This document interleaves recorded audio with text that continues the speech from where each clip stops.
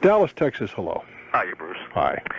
I'd like to know what you would do in this situation. I'm having a problem with my mortgage company. What's the problem? Well, I go directly to their corporate headquarters to make the payments in person, so I get a receipt for it. All right. And consistently, over the last 6 months or so, they are taking even up to 2 weeks before they post it to my account. And then they want to charge you for that? Oh, of course. Well, that's absurd. Well, I know. And you're fortunate. And we go in there. You're fortunate that you can go to their. You know, the guy that has the mortgage company 2,000 miles away has got a problem with this, but you got the receipt, so you can demonstrate that you paid it on time. Except that when I go in there, their reasoning is, well, they say to me, well, I'm sorry, but we can't go back into the computer and change the date it was entered. Tough. Your problem, pal.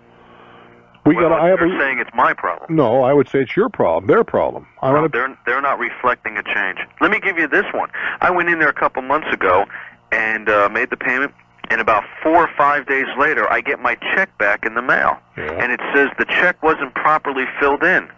And I examined it, and I looked at it, and I said, well, I must be going crazy. I let my wife look at it, and it was filled in correctly. I mean, everything was perfect.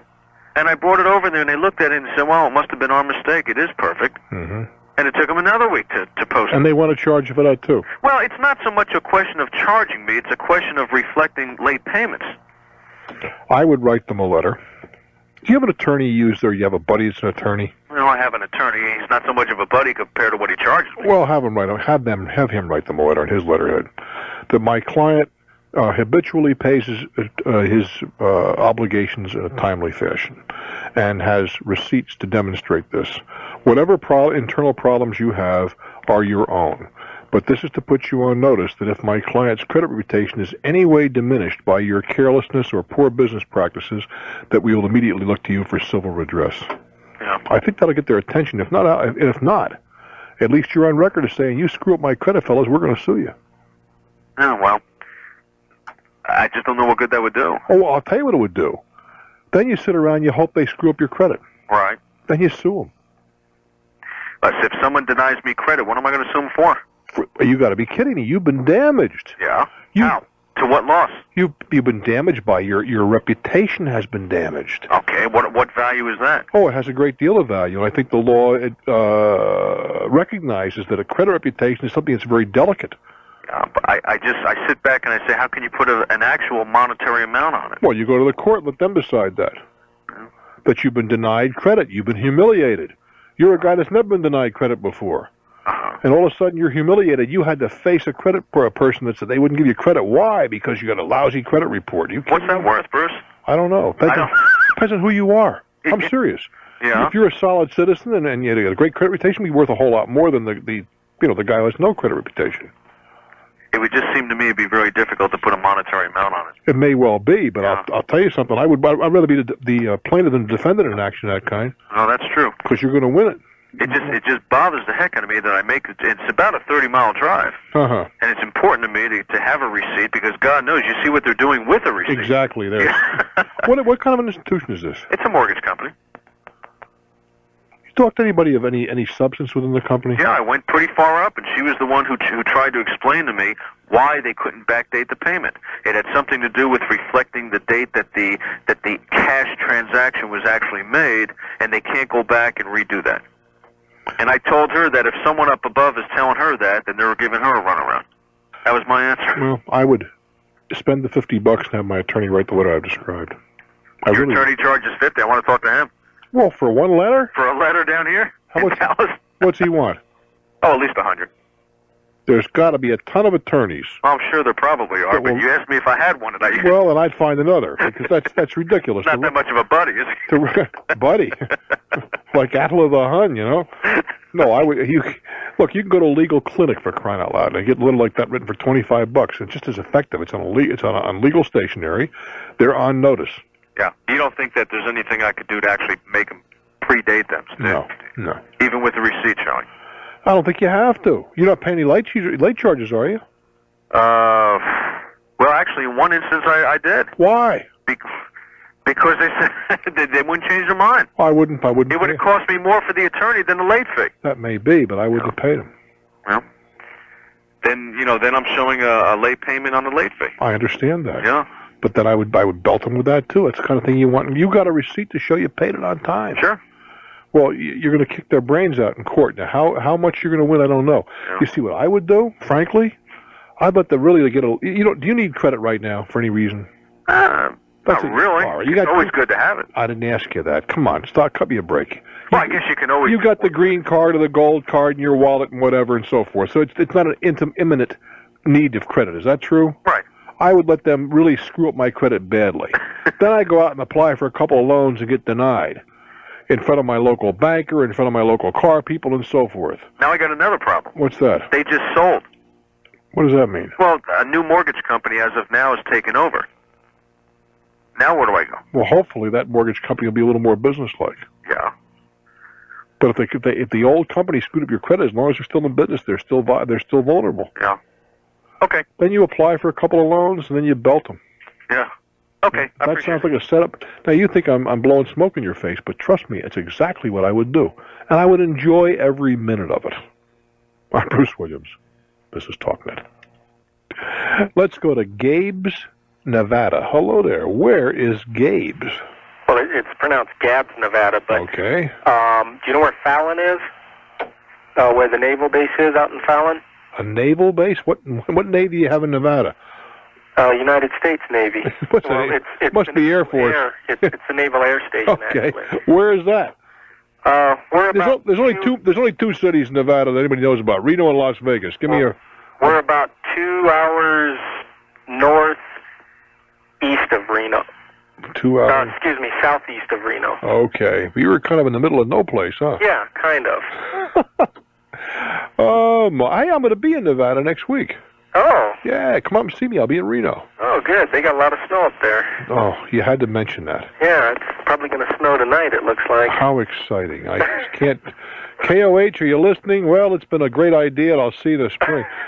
Oh, boy, I'm going to Florida tomorrow for a couple of days on business. Fortunately, it'll be a little bit warmer there. Yeah. What can I do you out of? Well, we're a small community of about 1,000 people, and our main economy is based on two mines. One's a gold mine, the other's a magnesite. What is I know what a gold mine is. What's the second? Magnesium, magnesite. They use it in just about everything: dog food, metal, plastics. 1,000 people, huh? Yeah. The gold mine is expected to last probably another 7 to 10 years. And we're wondering, how do we lure other businesses into our area that will put a boost in our economy, plus we'll be here after 10 years? Well, there's answers to that, but you don't want to hear the answers. I don't. Most people don't. Let's face it, who wants to go to a town with 1,000 people in it? Not many businesses. Why? Because the labor pool is lousy. Right. I mean, let's be realistic, right? I don't mean that there's anything wrong with 1,000 people. There's not many people floating around. Right. Well, we were looking at,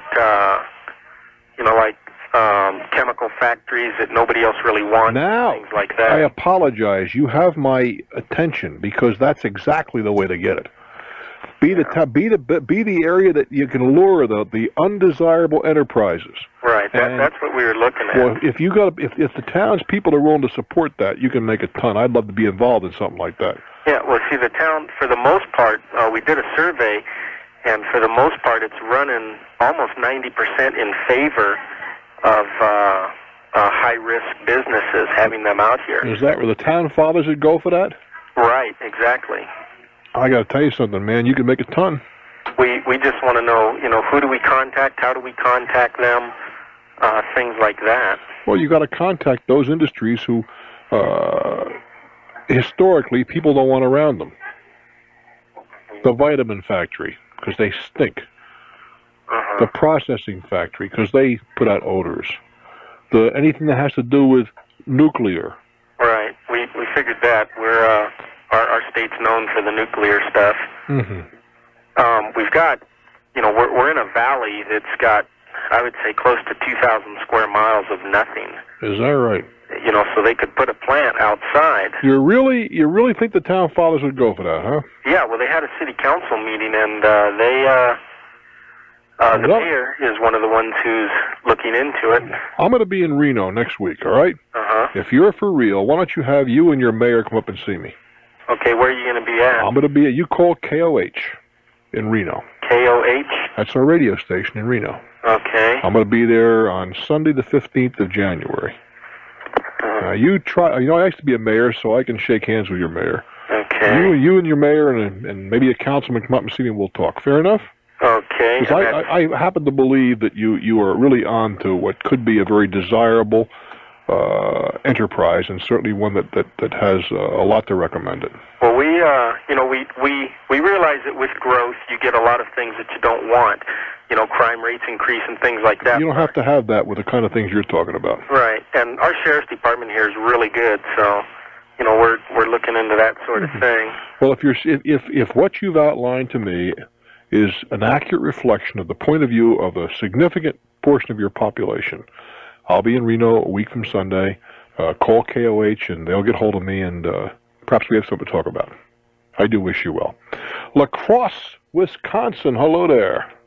Hi, Bruce. Hi, how are you? Just fine. Long-time listener, first-time caller. I'm pleased that you're here. What's up? Well, last summer we bought a paddle boat. A paddle boat? What's a paddle boat? Pardon? What's a paddle boat? You mean those things you pump? Yes. With the pedals in the front? Two people sit there? Yes. Why would you buy one of those things? Because we live on the river. Well, living on the river is one thing, but why would you want to sit there? I've watched people pump. I mean, what does that look like? Fun? It's good exercise. Yes, it is fun. Is it was really? Fun.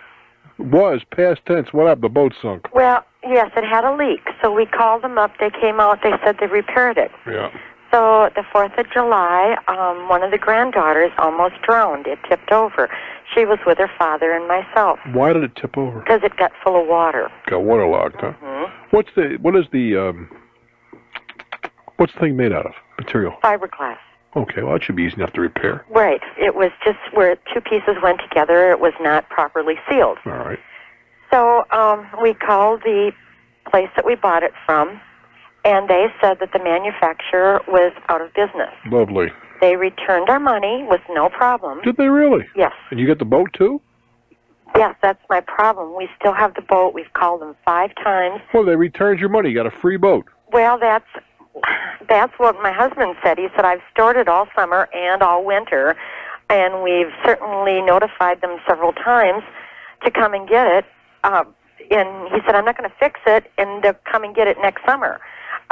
Who's going to? They said they'll come and get it next summer? No. He said he wasn't going to repair it. Oh, for pity's sake, they've abandoned it. Fix it and enjoy it.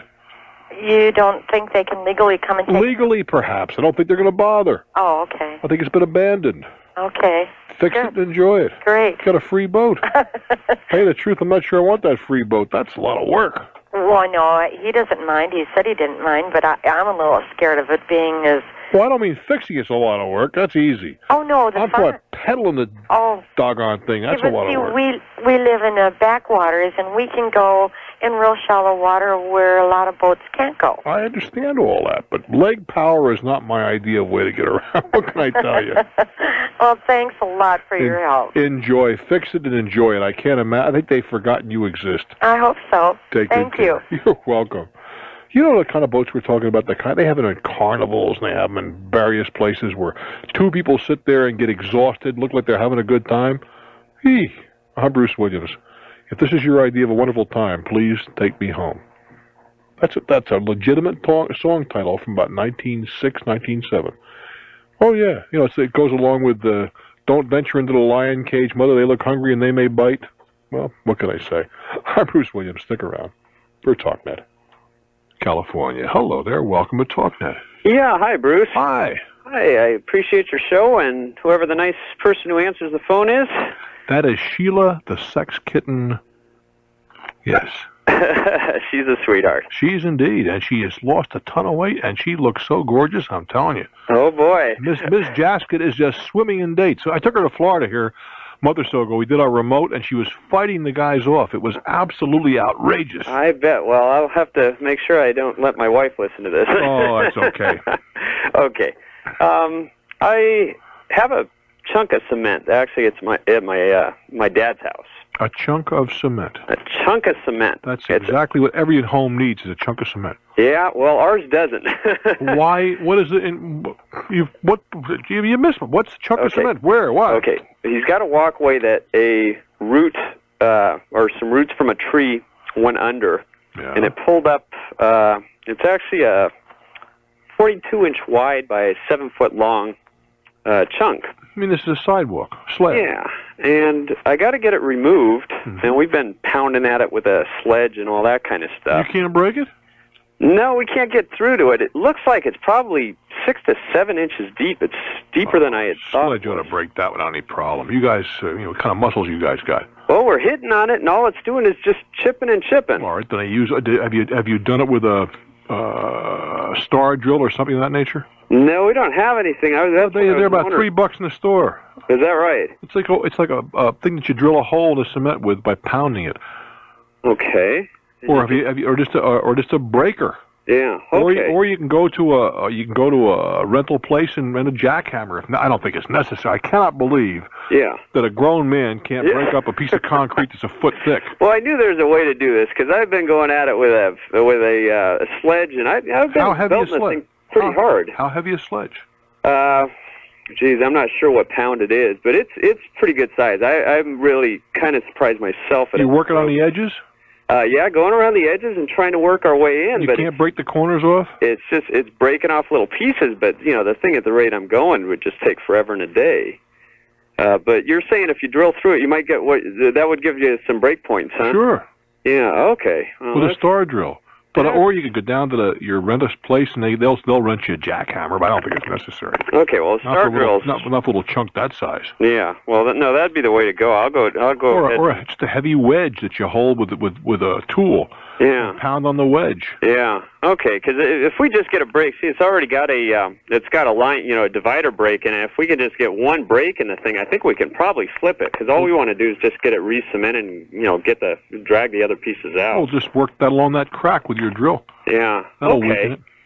Okay, that'd be the way we're going to go at it then. Lots of luck. I hope we get to see you when you're in Reno. We're going to try and if we can plow our way through the snow. What is the? No, hold it. What is the snow caper? People, you're frightening the blazes out of me. What do you mean snow? I had to say that to make you optimistic. Do you know where Fairfield in California is? No, I do not. Okay. I know where Truckee is. Okay, Fairfield is between San Francisco and Sacramento on Highway 80. I know that's. Let me see. Grass is along there, isn't it? Yeah, well, Grass Valley. Grass Valley. That's beyond Sac. We're towards the San Francisco side. All right. You gotta go across that pass then. Well, that's where I live, and would you believe it that we moved there a year ago? We bought a house, and it snowed there last week, and it hasn't snowed there, from what I hear from the neighbors, in 20 years. That's because I'm coming. Yeah.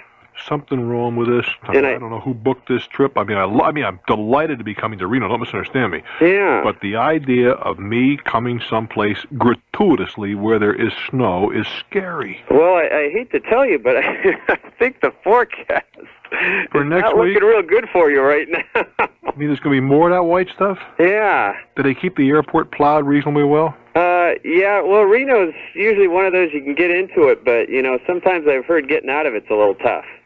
Oh, you're a sweetheart. Yeah, but if you want... Do you have any more good news to cast my way? We have a four-wheel drive. If we make it up to see you, if nothing else, we'll let you stay at our place on the way back. Oh, I just can't wait. I know you can't. They really have not much snow in Reno, huh? Yeah, they have. I don't think right now it's too bad, but they're expecting more. I don't know if it's going to be around. It's kind of hard to predict when you're coming. Of course, I won't be there for another week. Yeah, well, from Friday. They said this coming weekend. I know we got more coming in, so we'll have to kind of see what happens. Well, this weekend, happily, I'm going to be where it's an 80-degree weather. Yeah, well, hopefully you can carry some of that with you. Listen, try and get over to say hello. I sure will try. I will look forward to it. Thanks, Bruce.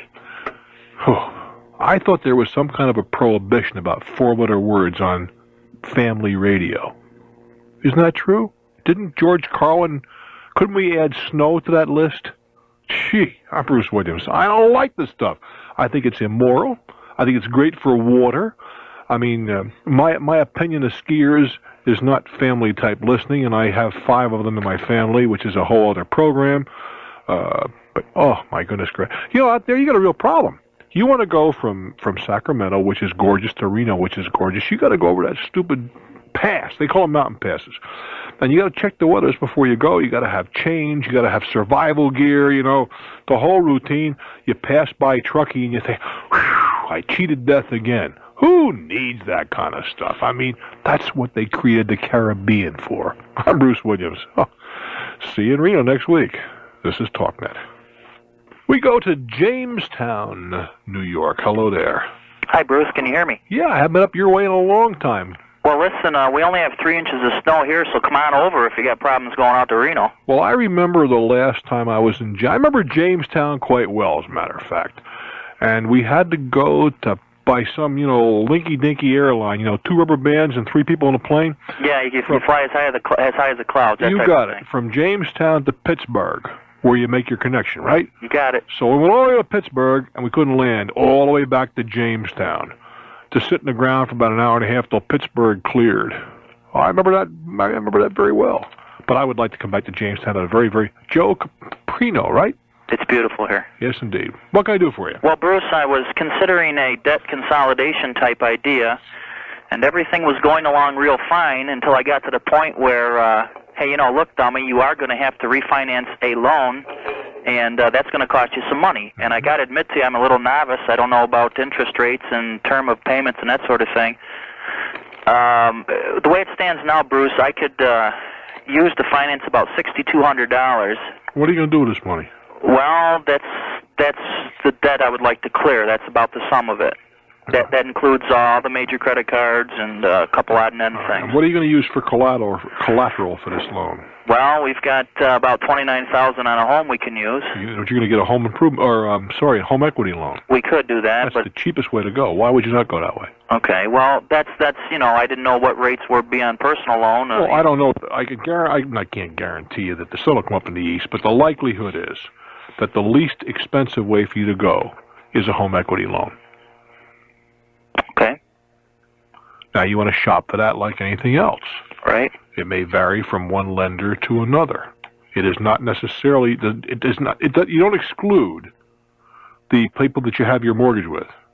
Right. Don't exclude them. Right. But don't just automatically go to them and say, I'm going anyplace else.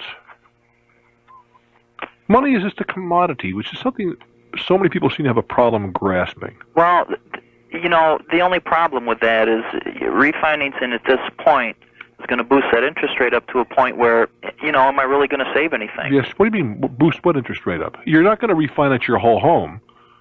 You're just taking an equity loan for the $6,200 or $6,500, whatever it amounts to. Right. And you're going to pay that back in 3 years or 4 years. I see. You're not disturbing your first mortgage. Is that what you're talking about? Yeah, I don't want to do that. No. What interest rate do you have in your first mortgage? 10.5. Well, it's no big bargain. Well, it's not bad, looking at it the way it is now. But well, 10.5 is about what it is right now. Okay. 10.5, 10 3/4, something like that. But the point being that you apply for a home equity loan against that equity that you have, and you pay it off in 3 or 4 years. What'd you pay for your home? $29,000. How much do you owe on it now? About. Quickly. Well, I'll say probably $27,000. Well, in that case, you can't charge much off in the way of taxes because your base is $29,000. Right. Now, wait a while. The law may have changed on that too. I saw something about that a home equity loan that may or may not be the case. I don't know if your base has changed. You want to check with your accountant on that. But that's the cheapest way to get the money. That's clear. Yeah, I do wish you well. I do hope I'll get back to Jamestown in 4 years. I've been up there, so get me an invitation. I'm Bruce Williams. This is Talknet. Someone to talk to, something to share, someone you know who will always be there. Tune in, turn on, Talknet.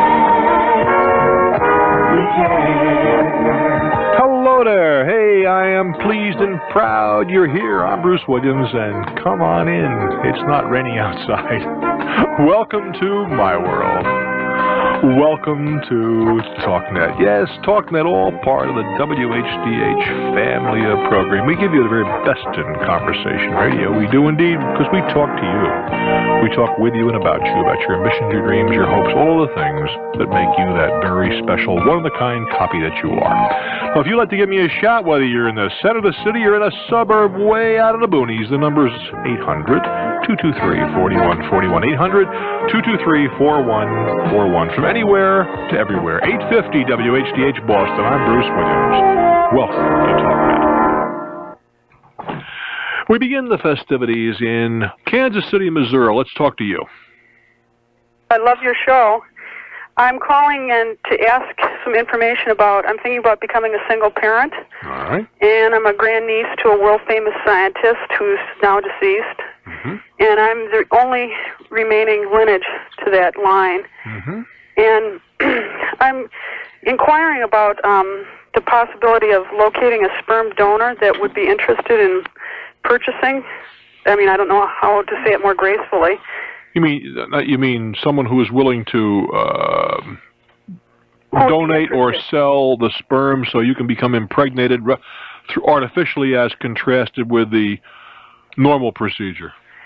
That they would want to participate in my lineage, lineage. Well, are you looking for somebody who has a certain genetic quality? Is that what you mean? Well, no, I see mine as marketable in terms of my, genetic background, and I'm curious if I could locate someone who would be interested in. To what end? Who's going to get the child? Oh, I would. Well, in that case, why don't you just find a suitable male? I mean, why? Let me put it another way. Why are we going through the sperm donation as contrasted with normal copulation? Well, I'm curious that maybe someone would want to be a part of that in terms of superior genetic line. Well, there was there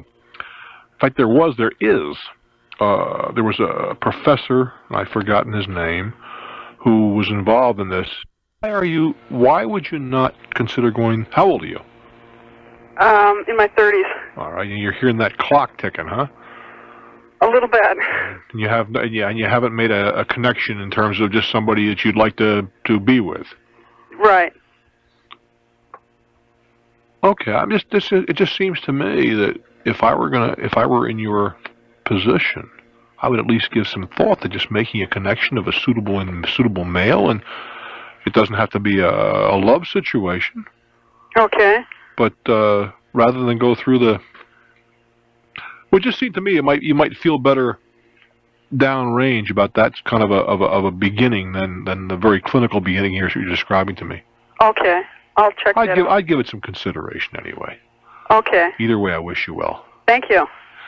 Okay, we're going to try Miami again. Hello there. Sorry about that, Bruce. No, it wasn't your fault. I just, you get a bad line from time to time.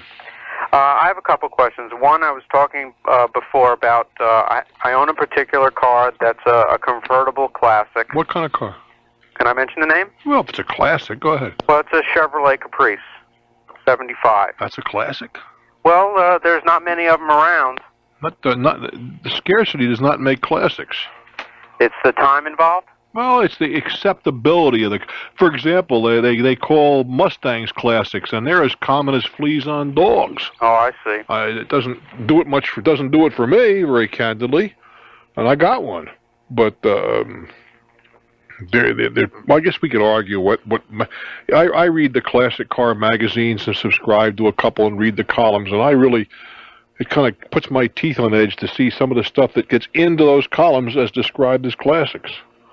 Now, special interest is a little different matter. Okay. Well, I'm interested in trying to get together a club and getting some of the other owners in my area together, that we can compare things and have, sure. You have something in common. It's a lot of fun. I just don't know how to even begin to go about it. Put an ad in the classified section. In the classified? Sure. Go to a couple of car shows if they throw one in your area. But throw an ad in the classified section that, 75 Caprice convertible owners, attention. If you have the same love of this automobile as I do, perhaps we ought to talk. I'd like to start a club for our mutual interest. If interest, call me at blank, blank, blank. That sounds great. And just see what kind of, you may have to invest a couple $100 in advertising, but you'll probably turn somebody up. Now, I don't know if the state of Florida sells lists. A list? Yes, some states will sell you the motor vehicle list. Oh, I see. For a premium, it's a money-making proposition. And if they have them broken down by models, maybe they do, maybe they don't. But I'd inquire of your motor vehicle department and see if they do. That's a good idea. Telephone call, maybe they do, maybe they don't. I'd also throw an ad in. I know in Florida there is at least one relatively complete classic. Well, let me put it another way: collectible car magazine. That's published in Florida. Are you familiar with it? I believe so. The brown one? Oh, I don't know the cover. No, the brown one is published in New England. Uh-huh. It's about Hemmings you're talking about. Right. No, Hemmings is New England. This is published in Florida. I picked up a copy a couple of trips ago in one of those gas stations, where the girl stands behind glass and you pick out your stuff. That might be another place to advertise, particularly because it is published in Florida and I suspect has a reasonably large readership in your state. Should be too hard to find. Sounds good. Do you have go ahead. You said you had two things on the agenda. What's the other? Well, the other is we have a dog in our house as well as our lovely daughter who's only 13 months old. Mm-hmm. And we were doing some bombing for the fleas. Yeah, you got a big flea problem in Florida. Well, we had followed the directions explicitly, certainly for the dog, but more so for our daughter in terms of when you're supposed to leave the house, how long you're supposed to stay in, and leave exactly and come back and air it out, etc. Yep. So we were home for a little bit of time after following all these rules, and I had switched products because I was not getting the results from the one that I was using. Mm-hmm. Now, consequently, around 11 o'clock that night, the dog froze up. And I didn't think anything of it, but when I went out... What do you mean he froze up? He actually, he vomited on the floor. Oh, throw up. I'm sorry. I said froze up. No, he threw up. The dog threw up, okay. So then he's kind of swallowing all the time. He's having trouble breathing. I end up by the time we finally realized that something was obviously wrong and connected it to this insecticide, I ended up around 2 o'clock in the morning. They have an actual emergency room for pets down here. Okay, so what happened? I ended up putting out around $125 for a couple of injections because he was reacting. And the thing was, they had asked me what the product name was. Upon telling them, they said to me, you better bring the dog in because we've been having some problems with that particular product. Mm-hmm. So my question is, do you see any way that I can possibly get reimbursed for this money that I put out? I doubt it. I don't think it would be possible to produce something to do the thing that you're trying to do that wouldn't react unfavorably with some animals and or people, with people or animals too. It's difficult for me to envision any insecticide dip or whatever that wouldn't affect some people either in their respiratory system or their skin or whatever, in a not desirable fashion. I see. I doubt it very seriously for the kind of money we're describing.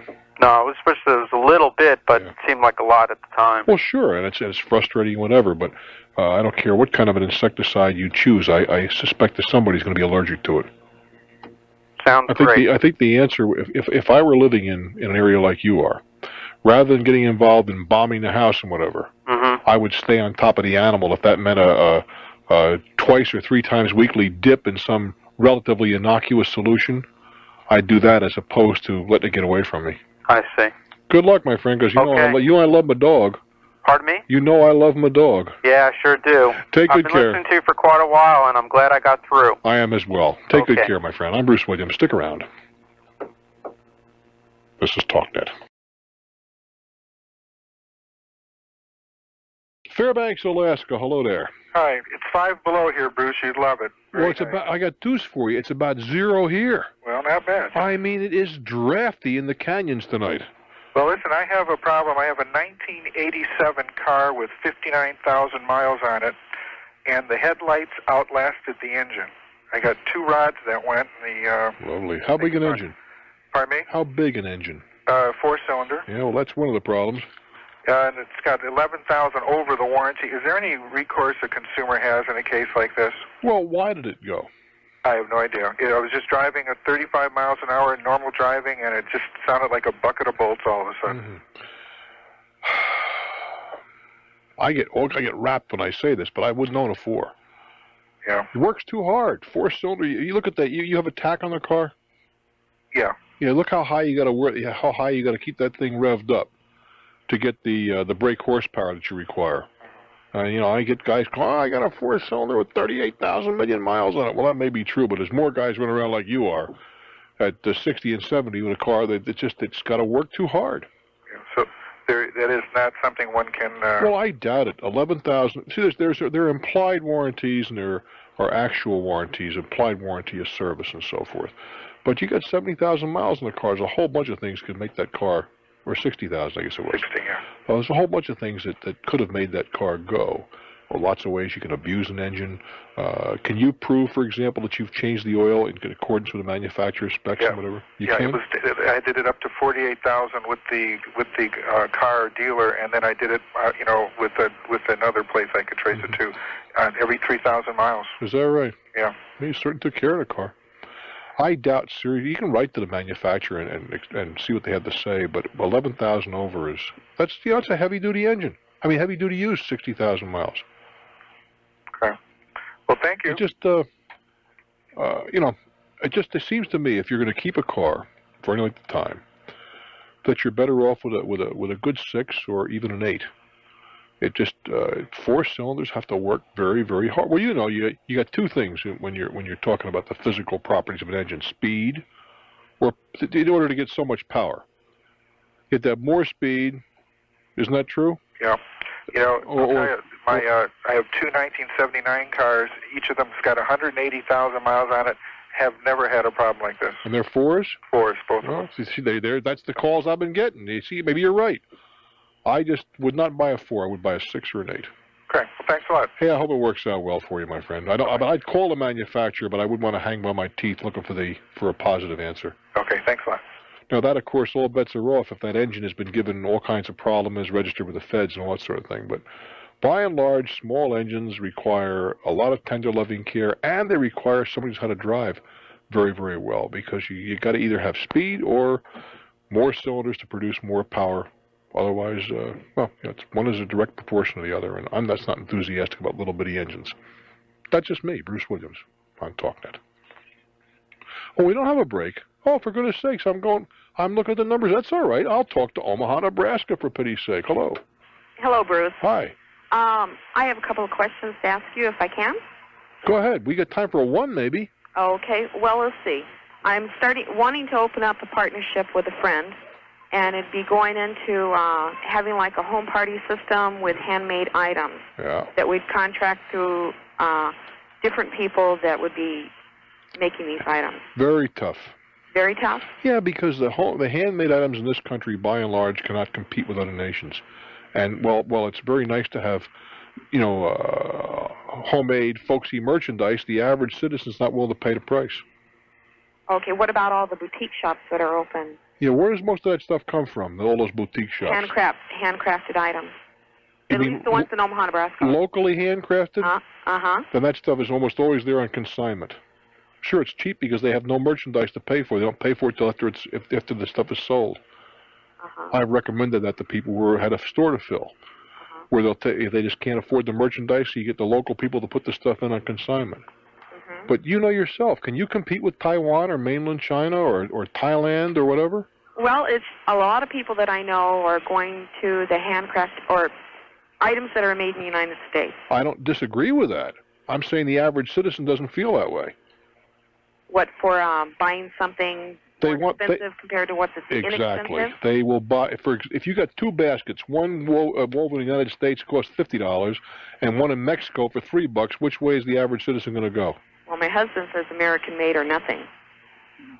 Well, you see, but he's the exception. I don't disagree with him, please. I don't want to fight him. I mean, you know what I feel about that. Okay. But the fact is, the facts of life are that the average, take a look around, and how many people are buying cheap foreign-made cars? True. Why? Because they want to spend next to nothing for an automobile. Now, it's true in some cases the cars are very well made. I'm not going to contest that. But the average American, scratch the word American, the average consumer has as much loyalty as an alley cat in heat. They go for the either the cheapest price or new service or novelty. Brand loyalty today. Stick around. We'll talk around the corner. I'm Bruce Williams. This is Talknet. Omaha, Nebraska, it's your turn. Thank you for your patience. That's great. Well, one of my questions is that we have a a name that we want to establish for our business. Okay, well, let's go back a little bit. We'll pick on that in just a moment. The name is simple. You can have two choices. You can go to your state and form a corporation in that name, assuming the name is available, or you can go to your county and get a DBA, a doing business as, costs you about $25, that gives you exclusivity on that name only in your county, and you may be prohibited from doing business in another county if somebody has that name nailed down. That's a cinch. Okay, let's go back to the other thing about the handmade stuff. All righty. Don't put me in the position of being an advocate for the foreign-made stuff, because that's not my position. Oh, I understand. You can't buy everything American-made. I'm just dealing in reality. And the reality is the American, I said American, I scratched it, but I'm familiar with the American buyer. The American public has little or no loyalty. You've seen a new supermarket opens for 20 years. Everybody's been shopping at supermarket B. They race across the street to A. Why? Well, it's a little more glit. Who knows what it is? Hey, they can buy something for half a cent cheaper. Bang, they're going to go over there. If you've seen people shop around for a penny a gallon, they've been going to one gas station, but perhaps a penny a gallon across the street they go. Isn't that true? True. Well, a lot of the things that we would have in our party plan is things that you can't buy from the stores. That's a big help if you can bring that off. But unfortunately, unless you are hitting a very exclusive, well-heeled group of people read from right to left on the menu. That's they'll buy a piece of Americana made in Taiwan because it's considerably cheaper, and it is cheaper because of the labor. No question about that. It's cheaper to send the wood to Taiwan and have it made that New England scone, whatever it happens to be, right? It's cheaper to send the wood from the United States to Taiwan, have it processed and sent back here, than have an American craftsman do it. Okay, well, the boutique shops that offer these merchandise, they seem to be doing pretty well. How do you know that? Because I know one that's in our town that I go to quite frequently, and I know quite a number of people that go to it. How do you know they're doing well, is what I'm asking. Because I know some people that supply them with handcrafted items. Okay. And it's mainly their business. Yeah, but my point is that there are so many times it looks like somebody's doing well from the outside. And your supplier, if they sell 10 items, it may be a big deal. When you're paying $4,000 and $5,000 or $3,000 a month rent, that's not a... You see where I'm coming from? I'm not saying they're not doing well, but I don't want to see you go out and spend a lot of money on the premise that they're doing well, and you find out they're barely surviving after all of the expenses that are involved in the enterprise. Well, we're not putting any money into it. How do you do it without putting money into it? Well, I won't say any money, but it's real little bit of money. How do you do that? Okay. What, on our party plan? Okay. With any kind of business, how do you do that? If you're going to form a corporation... We're operating out of a home. Well, that only can last a short time. Well, we hope only until business builds up. All right, go ahead. Okay. You see, you kid yourself when you do that. You understand that? You really do. Have you ever heard of anybody? I've heard a lot of people doing what you're describing, but a lot of people go broke doing that for the reasons that I'm about to point out to you. Okay. You start to set up your method of doing business, right? And you figure out your expenses. You say, I'm working out of the house, I don't have any rent, but you're not going to work out of the house forever. Right. And the fact is, when you open up when you have to go to regular rental, you've got to add that cost onto your product. Suddenly, maybe that product is no longer attractive. You're using your own telephone, cheating the phone company, right? But then you got to put a business phone in, which costs considerably more, several times more than a regular phone. Right now, you'll probably sneak through with no insurance. And you may be even beating the government on top of all that. What do you mean with no insurance? Well, you probably won't carry liability insurance. On the merchandise? Yeah. Some kid swallows a loose eye off a gorgeous handcrafted doll. Who do you think they're going to sue, baby? You got to be kidding. How am I kidding? I'm deadly serious. That's one thing we never thought about. But when you start going legit, you got to carry these things. All of these things add up, and you see what happens is people start these little enterprises in their garage or their basement, and then they decide they can undercut the competition because they don't have any legitimate business expense, and they underprice their own time, which is the biggest tragedy of all.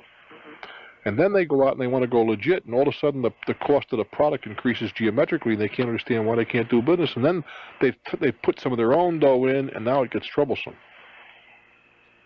So it's not advisable. Well, I remember one time, years ago, you learn a little bit along the way as you grow, right? Right. I was in a business of selling edible oils. Okay. You know what they are, right? Uh-huh. Hydrogenated cottonseed, unhydrogenated, and that sort of stuff.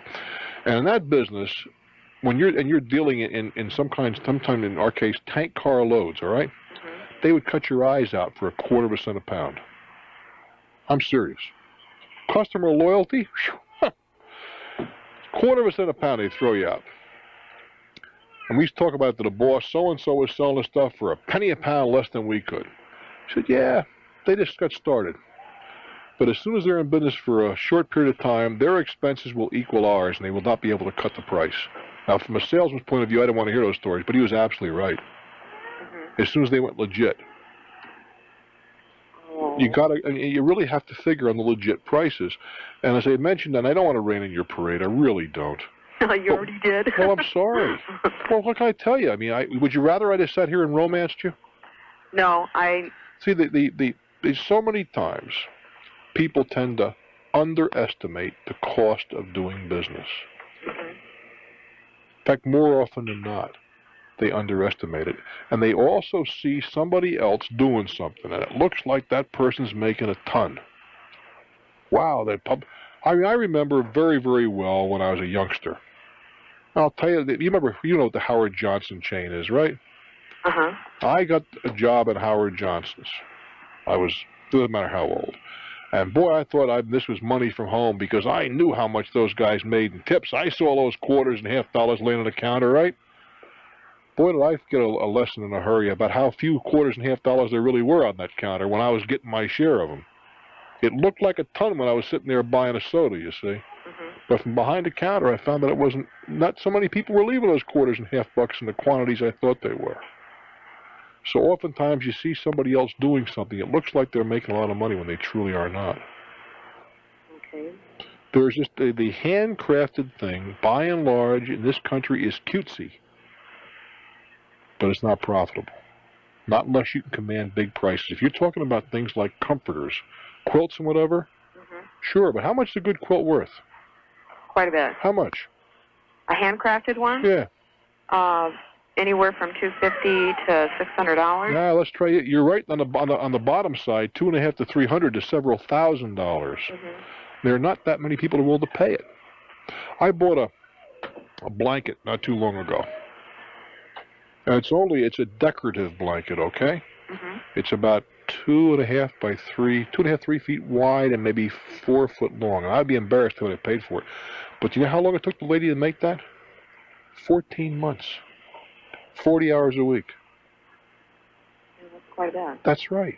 Now, there's not too much of a market for something that requires that much hand labor. I mean, I happen to think it's gorgeous, and I don't think I overpaid for it. Mm-hmm. But the market for that kind of stuff is somewhat limited. That's all I'm trying to point out to you. Mm-hmm. Go for it, but know what you're getting involved in, that's all. Okay. And be insured, and just recognize one last truth in life. People will find some reason to sue you for everything. Alrighty. Everything. You throw a party, right? Somebody's home. Uh-huh. Somebody falls down the steps. They'll sue them, but they'll sue you too. What, for the party? Damn right. Woman comes to a party in Omaha, Nebraska, right? Mm-hmm. You're having a party in Mary Jane's house, and she falls down the stairs because there was ice in the steps. You think she's not going to sue you too? You're wishful thinking. She'll sue you, the hostess, and anybody else she can get her hands on. Now, if you don't believe that, there's very little I can say to you. Oh, I can believe it. I know people are... And you got to be insured against that possibility. You must. Otherwise, you could lose your house, and that's not too cool. Mm-hmm. I do wish you well, dear. Okay, thank you, Bruce. Made a lady unhappy, I'm sorry, but those are the facts of life. The unfortunate facts, but those are the facts. I'm Bruce Williams for Talknet. Winston-Salem, North Carolina. Hello there. You're my guest on Talknet. Hello, Bruce. A pleasure to talk to you. Thank you, sir. Oh, my question, well, it really is not a question. I want a businessman's opinion on this thing.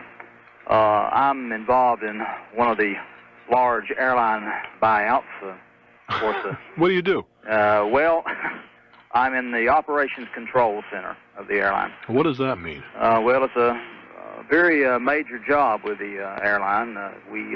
We have basically the daily operating decisions of the airline as to whether or not we perhaps cancel a flight, delay a flight, perhaps stop a flight in another city to pick up some stranded passengers or whatnot. So basically, it's quite an important job with the airline. Guessing where you're calling from, I got to believe that you're with an airline that starts with P. You're so correct. Okay. And, of course, our job is being relocated to... Pittsburgh. There you go. Another P. Right, another P. Go ahead. How did I know? It didn't take much of a genius to figure that out, did it? No, it didn't. And, of course, I've heard you speak of the first P before on the air. I think you must have had a good experience. Yes, matter of fact, the chairman of the board had something to say about it in his... in your in-flight magazine. Right. And isn't he now with Braniff? He is with Braniff. Yeah, I would like to get to see him. I'd like to talk to that guy. He looks like an operator. As a matter of fact, he is, and of course he still lives, he and his family still live locally here. Is that right? Do you know the man? Well, I know him on site, and he probably, he knows me on site, but probably doesn't remember my name. Son of a gun. Maybe you put me together with him. I'd like to see him. He's a very nice and likable fellow. Well, I'll have to drop my note. Go ahead. There you go. Of course, now, the job is being relocated to Pittsburgh, of course, and of course, we have been given the choice of going or staying here. Staying here and doing what? Well, if you go, you have a job. If you stay here, well, it's so long.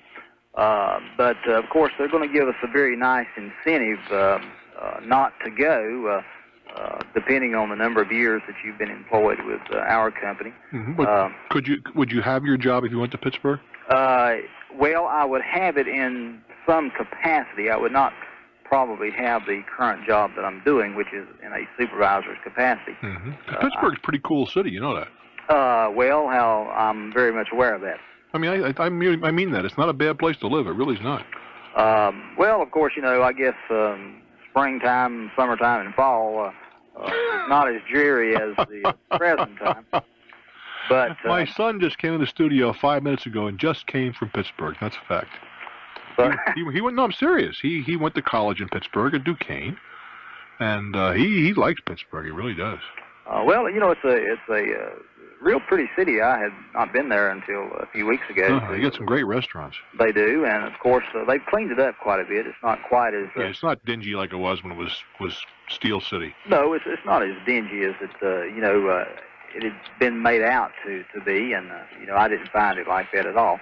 Of course, I do find that the cost of living there is a little bit greater than what it is here. I can't imagine not a whole lot. Well, housing is somewhat higher, and the taxes are much higher. I'd agree with that. So, of course, what it boils down to then, of course, my wife has a very good job here. She makes just shy a bit more than a half of what I make. And, of course, their incentive program, if you don't go, of course, they're not going to guarantee us a job here because there probably will not be that much available here anymore other than perhaps computer operations and reservations and something along those lines. So certainly nothing in my line, you might say.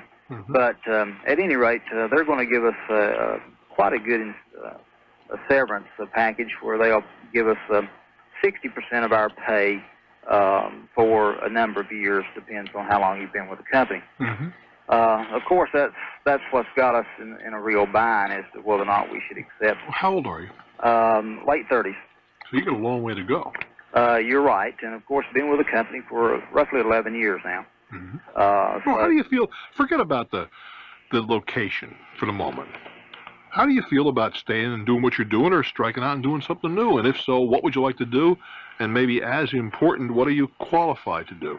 Well, of course, that's it. Of course, I enjoy what I'm doing now, but I guess that what it boils down to. If ever you're given the opportunity to strike out on your own, and yet have an income for several years, it's a nice. Now's the time to do it. I would say it's a nice safety blanket, or parachute in your bag, in your business. That's right. Of course, naturally, if something happens to the new company, there's no guarantee that I don't think that's going to happen. It's a strong company. Right. Well, let's hope not.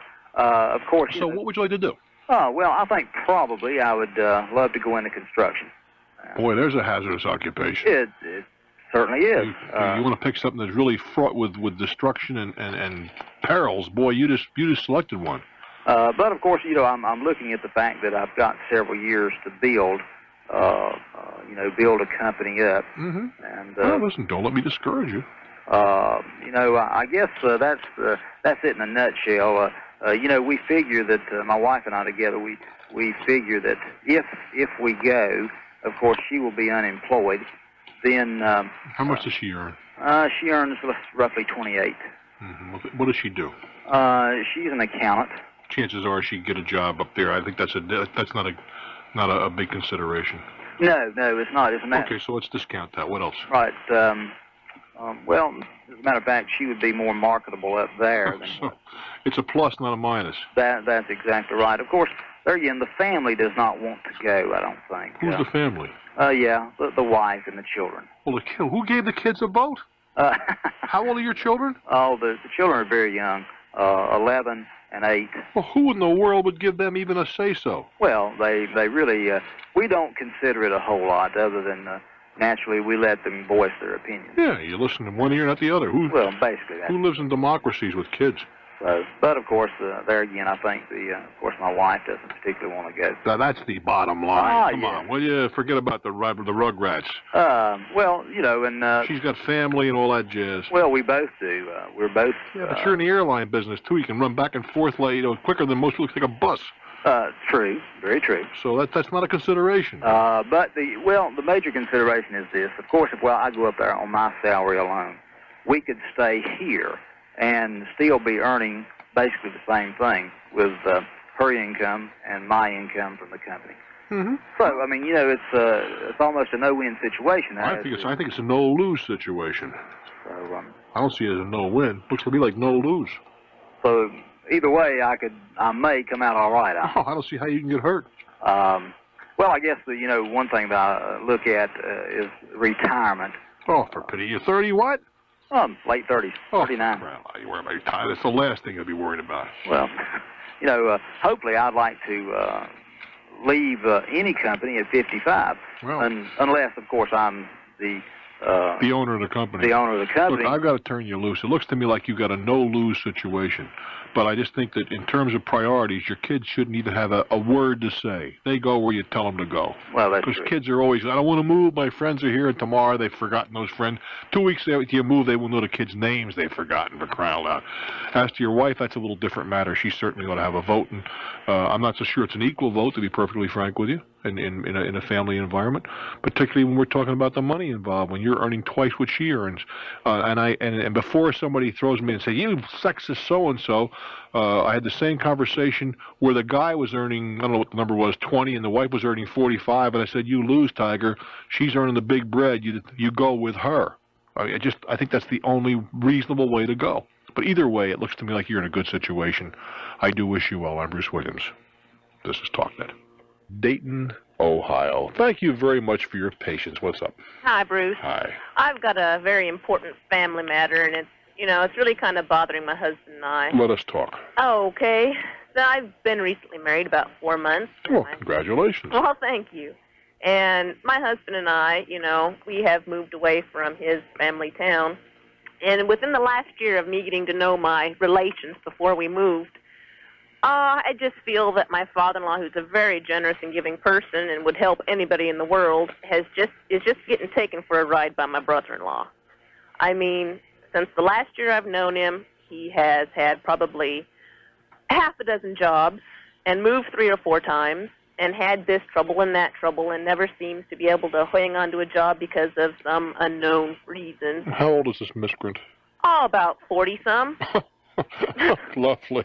And a 40-year-old adolescent, huh? Yeah, and he's been, you know, my husband says in the last 10 to 15 years he's had every chance that he's ever, you know, his whole life to make something of himself. There are people that never will. He's been married twice. He's married now and has a daughter.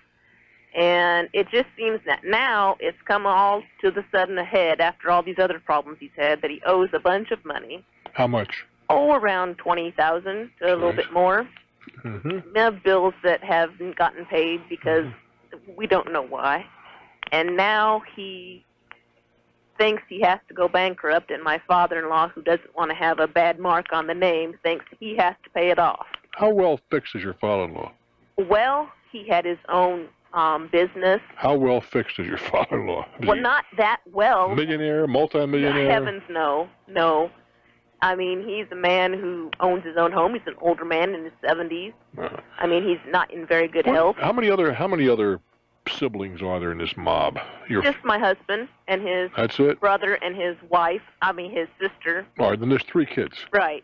It seems to me that your husband. First of all, it's MYOB time for you. Do you agree? Yeah. You got to stay out of it. How old are you? I'm around 20. Around? 24. Around? What are you? All right, I'm 24. This year, too, huh? Yes. How old is your husband? 34. All right. He's certainly old enough to discuss this with his sister and their father. The sister isn't even in it. The sister's been out in California for years. She's a lot older. And does she have any influence with the family? Does she care about her father? She don't care. She has her own problems.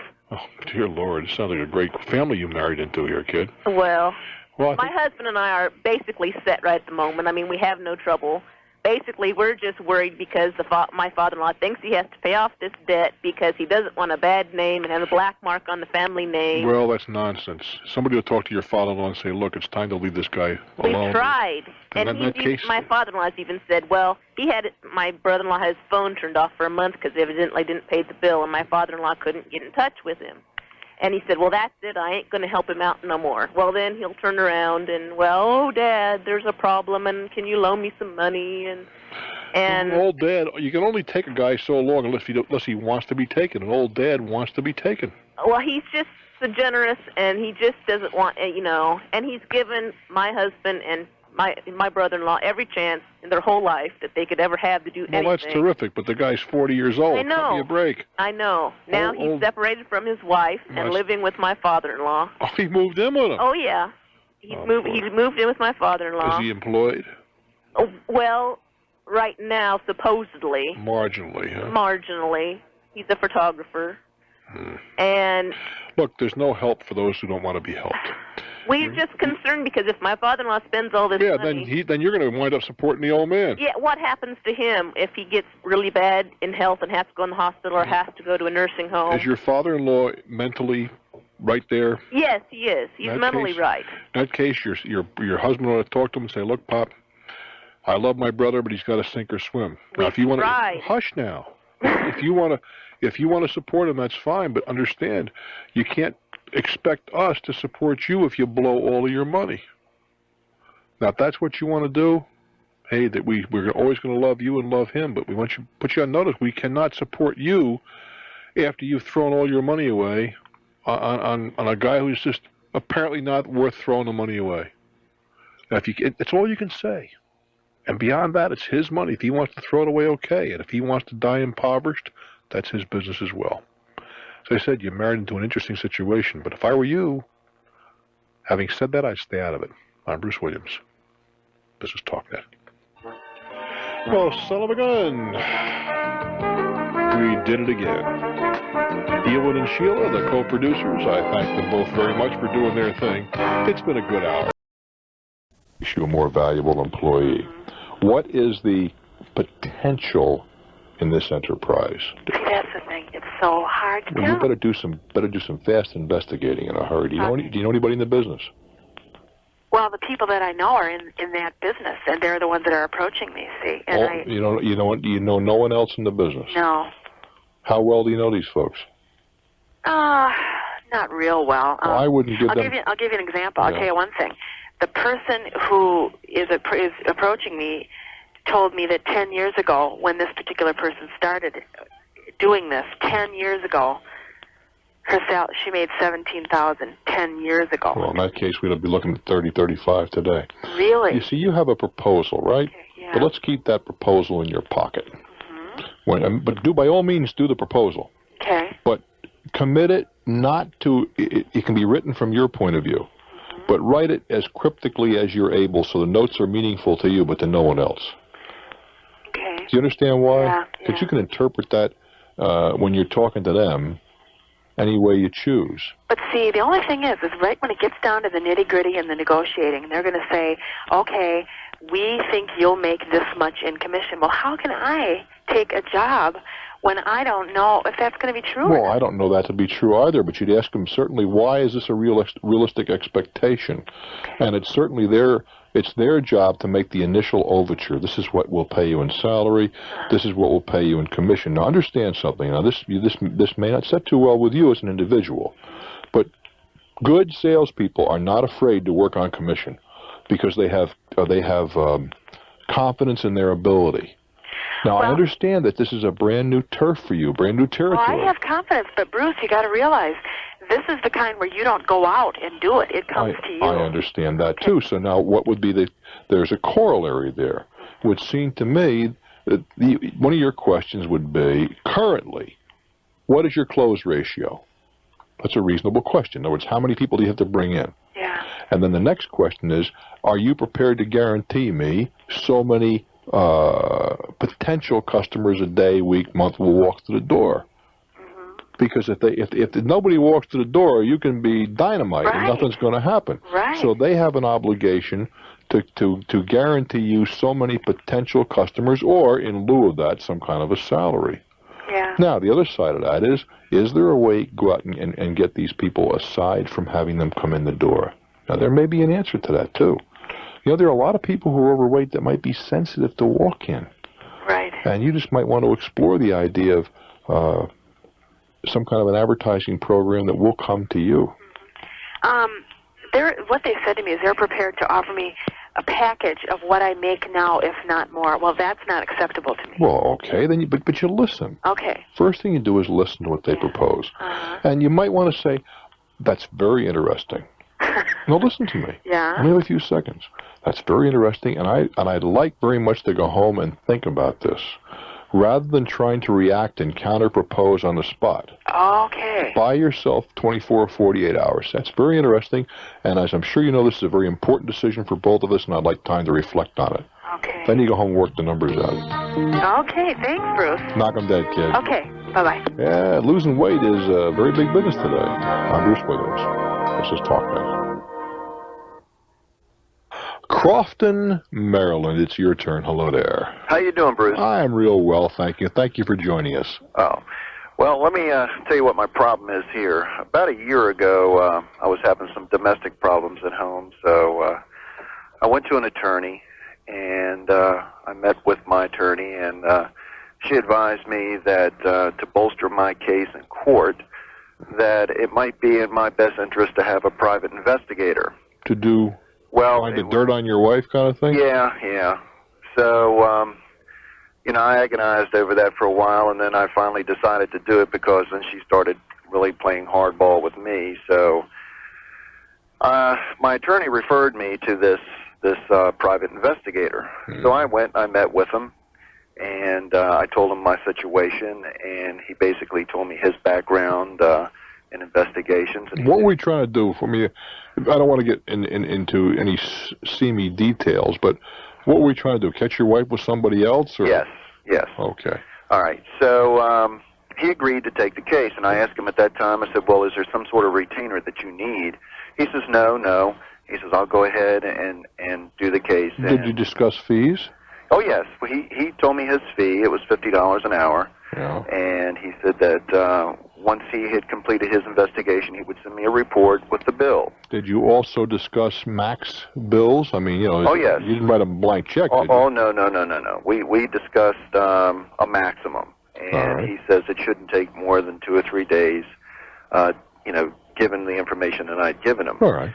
So he went ahead and completed his investigation, and he called me and said that he had, caught her, and he was sending me the report. He sent me the report, and it wasn't what I told him I needed. What was it? How was it deficient? You still there? Yeah, how was it deficient?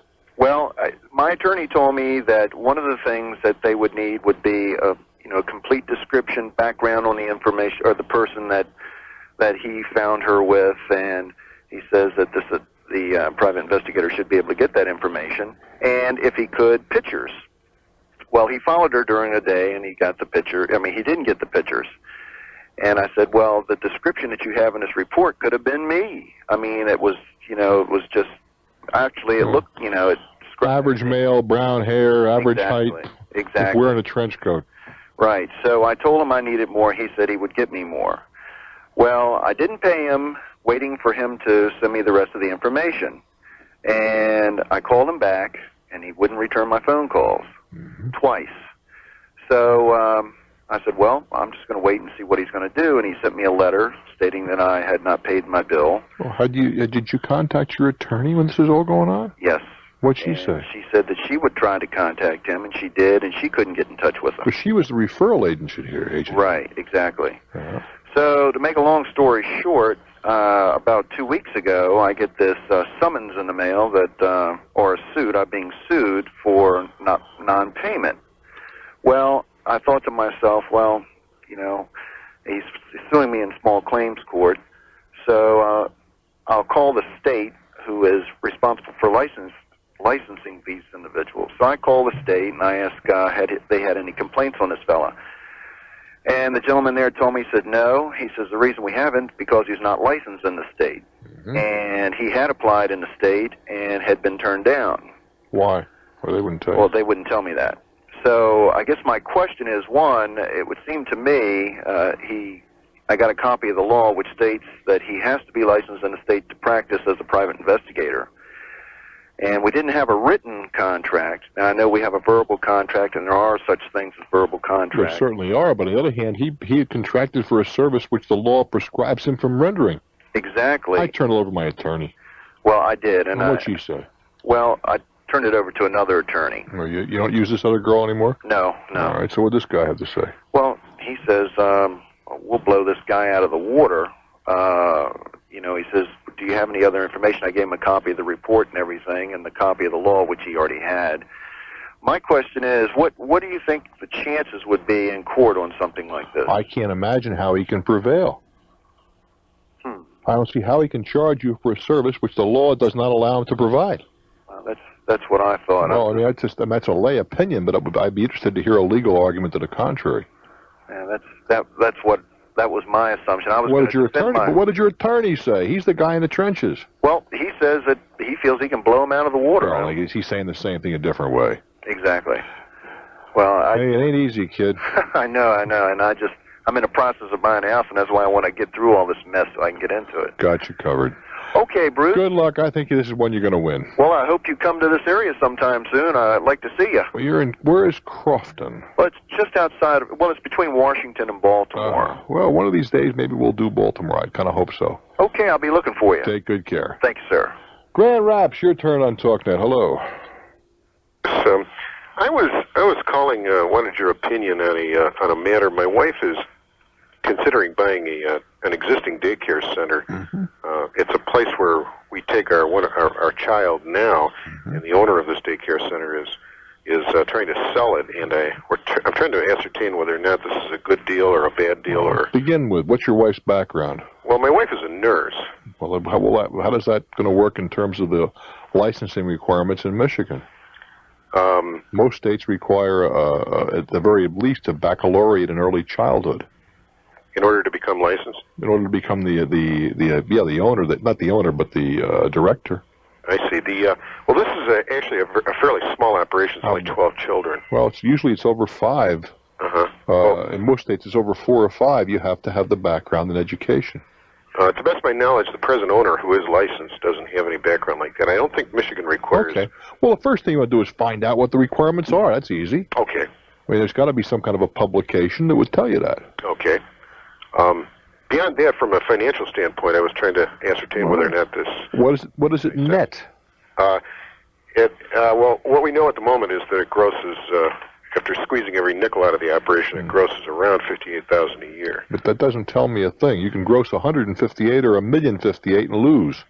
According to the owner, it nets between $500 and $700 a week. That's hard to believe. After all the expenses. That's hard. Let's take the middle. That's 6. That's $30,000 on a it's over a 50% net. Doesn't that sound a tad suspicious to you? Well, I'm not sure. How many businesses do you know that net 50 points? None. Thank you very much. That would, I mean, I'm suspicious. Let's put it that way. But what you're going to have to do, to approach this in a business-like way, you have to have those books looked at by somebody who can analyze them carefully, and someone who knows to look for the ordinary expenses. Now, not every accountant can handle that task. Is it possible to, or should I say this, that when buying a thing like this, is the business worth anything, or is it just the physical structure that has the value? The business has a value to some degree, their reputation, sure. There's a built-in clientele. I mean, you as a parent may think that, boy, all you got to do is hang out your shingle because you had a hard time to place your kid, but that's just not true. There can be some lean times in the daycare business like everything else. But the next thing is very few people, there may be somebody out there, but very few people overstate their income on their income tax return. They overstate it to their friends, to their bartender, and to their bookmaker, but not to the IRS. So clearly the tax return is something you want to take a look at as well. I see. What does your wife earn now? Well, she earns about $14 an hour. What does that work out to? I mean, what does she make a week? Well, she only works very part-time. Oh, I see, because that would be on a full-time basis, something in the order of, what, 28 grand or something like that? It appears to us as if the situation as it stands right now is that they want to sell the business for $85,000, including the building. Overpriced. Well, wait a minute. How much is the building worth? I would guess that, I haven't had an appraisal run on it yet, but I live right in the neighborhood. I would guess it probably would go for about $70,000 to $75,000. Well, if that's the case, it's not a bad deal. Okay. If the net is as you describe, but that's a matter for the accountants, the tax records, and all other stuff. But you're paying very little for the business in that case. And let's face it, this would give your wife an opportunity to stay home with her youngster, which is something she's probably gunning for. I do wish you well. I'm Bruce Williams. This is Talknet. It's Uniontown, Arkansas. Hello there. Yeah, it's kind of way out here in the boonies, you know. Gotcha. I'm a songwriter, amateur at this time. Of course, I've had one record cut. But my question is like this. I wrote some songs, and I let this boy, which he's younger than me, co-write them. And then I took him to Nashville, and we got kind of a deal offered to us there. But What kind of a deal? Well, publishing, in the publishing Do you have to put any money up? No. Okay. No. Okay. Go ahead. Not in this deal. Now, in the other deals I have, I mean, I've been through it as far as in the music business. I have been through a lot of the scams and All right. things. So they got a deal. So what's the story? Okay, the story is this.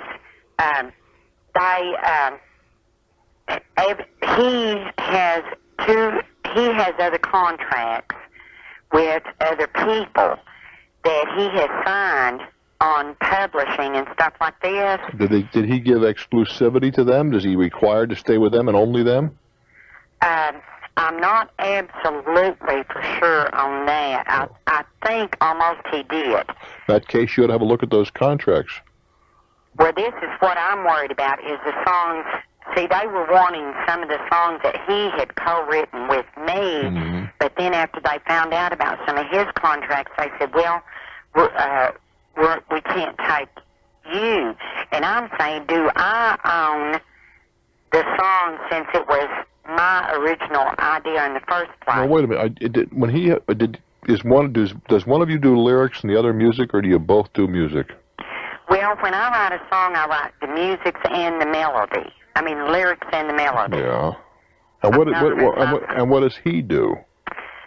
He comes in and, like, I will give him, I'll sing him some of it, and then he takes over from there, and he'll go ahead and, like, some of the songs that we've written together, I'll sing some of it. And In other words, you sing it and he scores it, is that it? Right. I don't know where the ownership lies in a deal like that. I mean, it can be argued that you are the creator and he is nothing more than a recorder.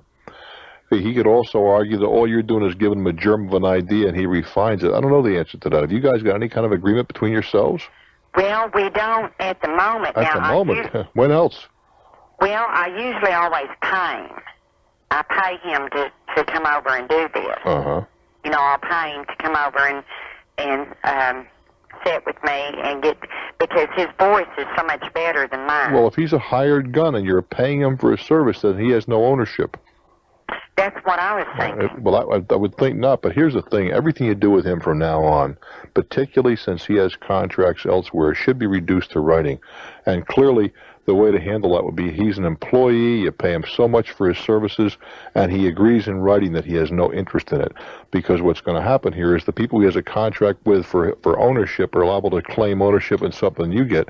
And if you get a hot property, you're going to be involved in a lawsuit. Good luck, honey. I hope you have a smash.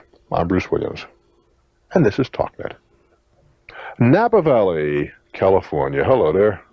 Hello, Bruce. Hello? Hi, how are you? Good, how are you? I am well. Good. Got a question for you. Actually, I have a little problem.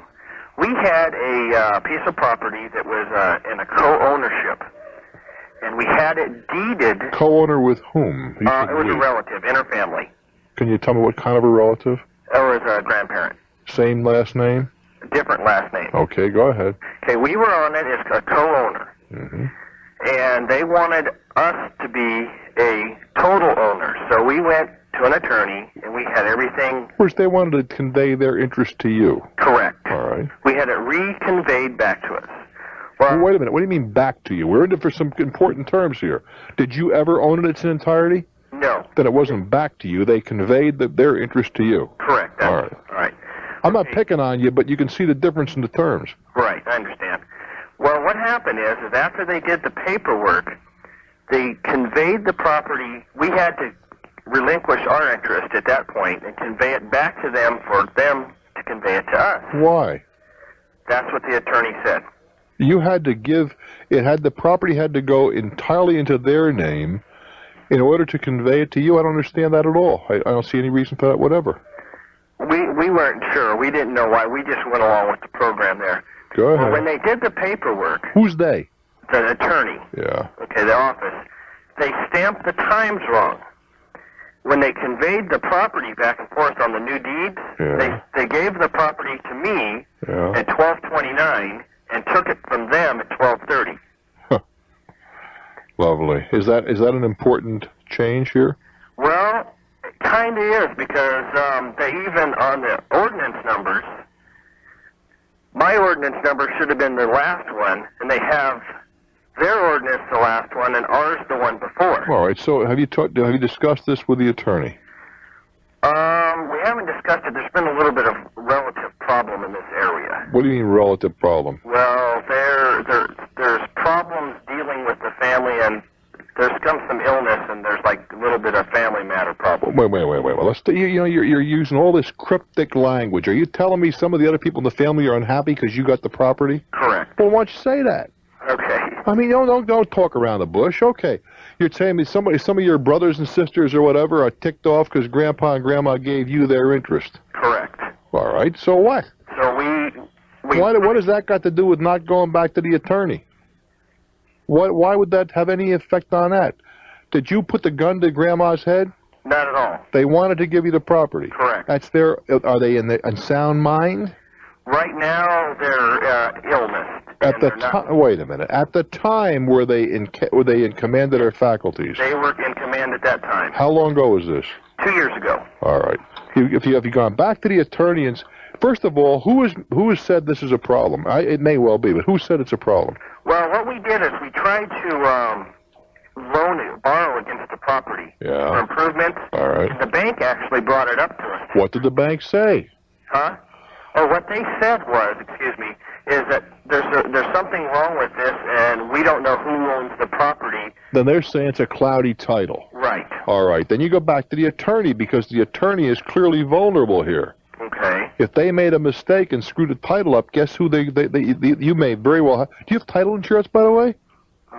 I'm not. Probably not. Why? The answer is, but we're back to that. Well, never mind. I don't want to get started with Californians. With it, really, I mean, because you own it free and clear. A lot of people say, I don't need title insurance. Right. Well, it's baloney. It's wrong. Okay. And your attorney screwed up. Did your attorney recommend title insurance? No, he didn't. This guy know anything about real estate? It's been an attorney that's been in the family. I don't know if he's real estate or not. That doesn't make him a... I would go read the facts of life to this guy. Okay. And I'd do it right away. I'd say, this property was conveyed to me. You were charged with the responsibility to get the job done. Now I find out I may have a cloudy title. Clean it. Okay. Is there any kind of way to check to see if the title is really cloudy? Well, the bank just got through telling you they will not loan you money because in their attorney's opinion, it has a cloudy title. Okay. Now, I'll tell you one way to find out in a hurry. Try to buy title insurance. Okay. If they won't sell it to you, you got a problem. And if they will, by all means, take it. But I'd go back to my attorney and dump this right smack in their lap. Okay. It's their responsibility. If they screwed up, it's their obligation to cure the screw-up. All right. Go get them, kid. But don't get them. All these other little things, the family's ticked off, those are extraneous unless they challenge you in court. Right. We don't want that to happen. Well, nobody wants it to happen, but you can't prevent it necessarily. Right. But get the title cleaned. Okay. Thanks, Bruce. All righty. Onward to Detroit. Hello. Hi, Bruce. How are you? I am fine, thank you. Congratulations on the article in People. Well, thank you very much. They were very generous, and I enjoyed it. You're welcome. I got myself into a real mess here. What you did? I went for a job interview last week, and after 4 hours of an interview with 3 different people, I came home, had a wonderful migraine. What kind of a job? Oh, it's a job for a major corporation in the shipping and receiving department. 4-hour interview, wow. Well, it was for 2 different departments, but Okay, so you come home with one of those Excedrin-type headaches. exactly, which the Excedrin didn't take care of. So I took one of my husband's Valiums. How many milligrams? 0.5. Oh, that's a little bitty one. Well, anyways, the day afterwards, they called me and told me I had gotten the job and wanted me to take a physical. So I went 2 days after the interview and took a physical and wrote down there's a drug test necessary, wrote down that I took this Valium. Today they call me, and I'm supposed to start work tomorrow, and they want prescriptions. And I don't know how to handle that. Call your physician. Okay. Call your family physician and explain the circumstance. And he should take care Well, I'm not sure he will, but I don't see where that'd be a big deal. Okay, well, I'm supposed to be there at 8 o'clock in the morning. Well, you can't find... If the prescription... We don't know where the prescription is. It was the last one in the barrel, and you threw it away. Okay. All right. You know, there was one left in the little bottle. You took it because it was a hard day, and you threw it away. Okay. You do it that way, then. Sure. I would hope that now, I can hear it now, physicians saying, you're asking me to lie and perjure myself. Come on already. Okay. I mean, for goodness sake. I'm assuming that there's a physician who treats you from time to time and knows you and knows you're straight and all that kind of stuff. Right. No. I can't imagine that you couldn't find that he can't take care of you. Well, I found out as well, too, that it won't show up after 32 hours in the drug screen anyway, so what I did actually was just stupid. Stupid, yeah. That's the word, Bobby. I shouldn't have written it. But you did. Yeah, well, I was being honest. All right. So I look, there was one left. I mean, you guys really, it was a tough day, and I wanted to get some sleep, so I'd be fresh the next morning, and I took a tiny amount of Valium. It was the last one anyway, and I chucked it away. I don't even remember what drugstore we filled it at, but I mean, if I have to, I can go back to my physician and see if he has records. Okay. All right, great. Because most physicians they're not necessarily going to keep a record of every script that they write. Right. All right, I appreciate it, Bruce. Good luck with the job, kid. Thanks a lot. All righty. Bye-bye. No, you know, that people say, oh, you're countenancing drugs. That's not true. And you're lying. Well, that may be the case, but and I am not unopposed to drug screening as some of my colleagues are. However, in an instance of this kind, for pity's sake, with a relatively innocuous amount and a relatively innocuous drug. Now, I know there are studies about Valium and so on, so I don't want to get into that. But in this instance, I'm not sure that anything would be served by not fudging a little. Agree or disagree, I am delighted you're here, and that is a natural fact. I'm Bruce Williams. And yes, this is Talknet. Hartford, Connecticut. Hello there. Welcome to Talknet. Hi, Bruce. How you doing? Hi. I'm a 20-year-old first-time caller from university. I'd just like to say that I listen to your program every night while I'm studying. Well, thank you much. We've only got about 2 minutes, so I'm going to have to ask you to accelerate. Okay, this past summer, I did some work for a painting company, and I got to know the owner quite well. And he ran into some tax trouble with his, I don't know, with the IRS was on his back a lot of the time because most of the problems stemmed from his accountant only showed that he did $16,000 worth of work. Yeah. When he was doing at least $50,000 a year. Wow. And somebody's lying. Yeah. They ran all over it. Sure. So the poor guy, when I talked to him about this, I was like, well, gee, you should have known something was going on here, But now, is there anything he can do about this? Because you still got the IRS. Is the accountant liable? Well, wait a minute. You're saying the accountant, but I got news for you. This guy knew what was going on. He was understating his income, trying to beat the government. Yeah. I mean, it's not the accountant. The accountant did what he was told to do, I would imagine. The accountant may be an accessory in this matter, and I know you're loyal to your boss, and it's hard to fault you for that. But the fact is, if somebody understated their income by full 2/3, the guy missed by 5 or 10,000, you say that could be a mistake, okay? Well, but here's a guy who stated 16 and he did over 50. Please. Yeah. He was trying to beat the government. He's not the first. He won't be the last, but he got nailed. So the accountant's not liable in any way for... Well, I don't see what the accountant has done. I can't believe that this was a mistake for 2/3 of his income. The accountant reports and fills out forms based on the information the boss gives him. And I just find it hard to believe that it's that big an error. But your loyalty is to be commended. Good luck, son. I'm Bruce Williams. Thanks for the hour, kids. This is Talknet. Listen, I got a problem, and maybe you can help me out. What I do is what I call sculptured photography. What in the world is sculpture? Well, I'll give you an idea. You're familiar with these posters of sports figures, these large posters that they sell.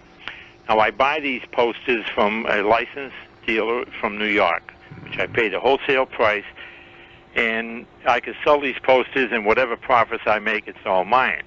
But do you do something to them before you sell them? This is my problem. What I do is I make actually a cutout of the player and put them on the stand. Very attractive. On a stand? On a stand where they stand up by themselves. What in the world do I want a football player standing up for by himself? Well, they can, on your desk, this is for executives and things of this nature.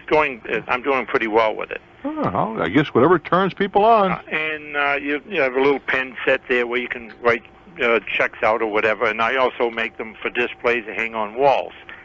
Now, I talk to the people in New York that I buy the posters from, and they're telling me that they have no qualms as long as I'm not reproducing and not touching it up, and as long as I just take the actual poster and do whatever I do with it and sell it. The problem I have is that someone told me that this is illegal.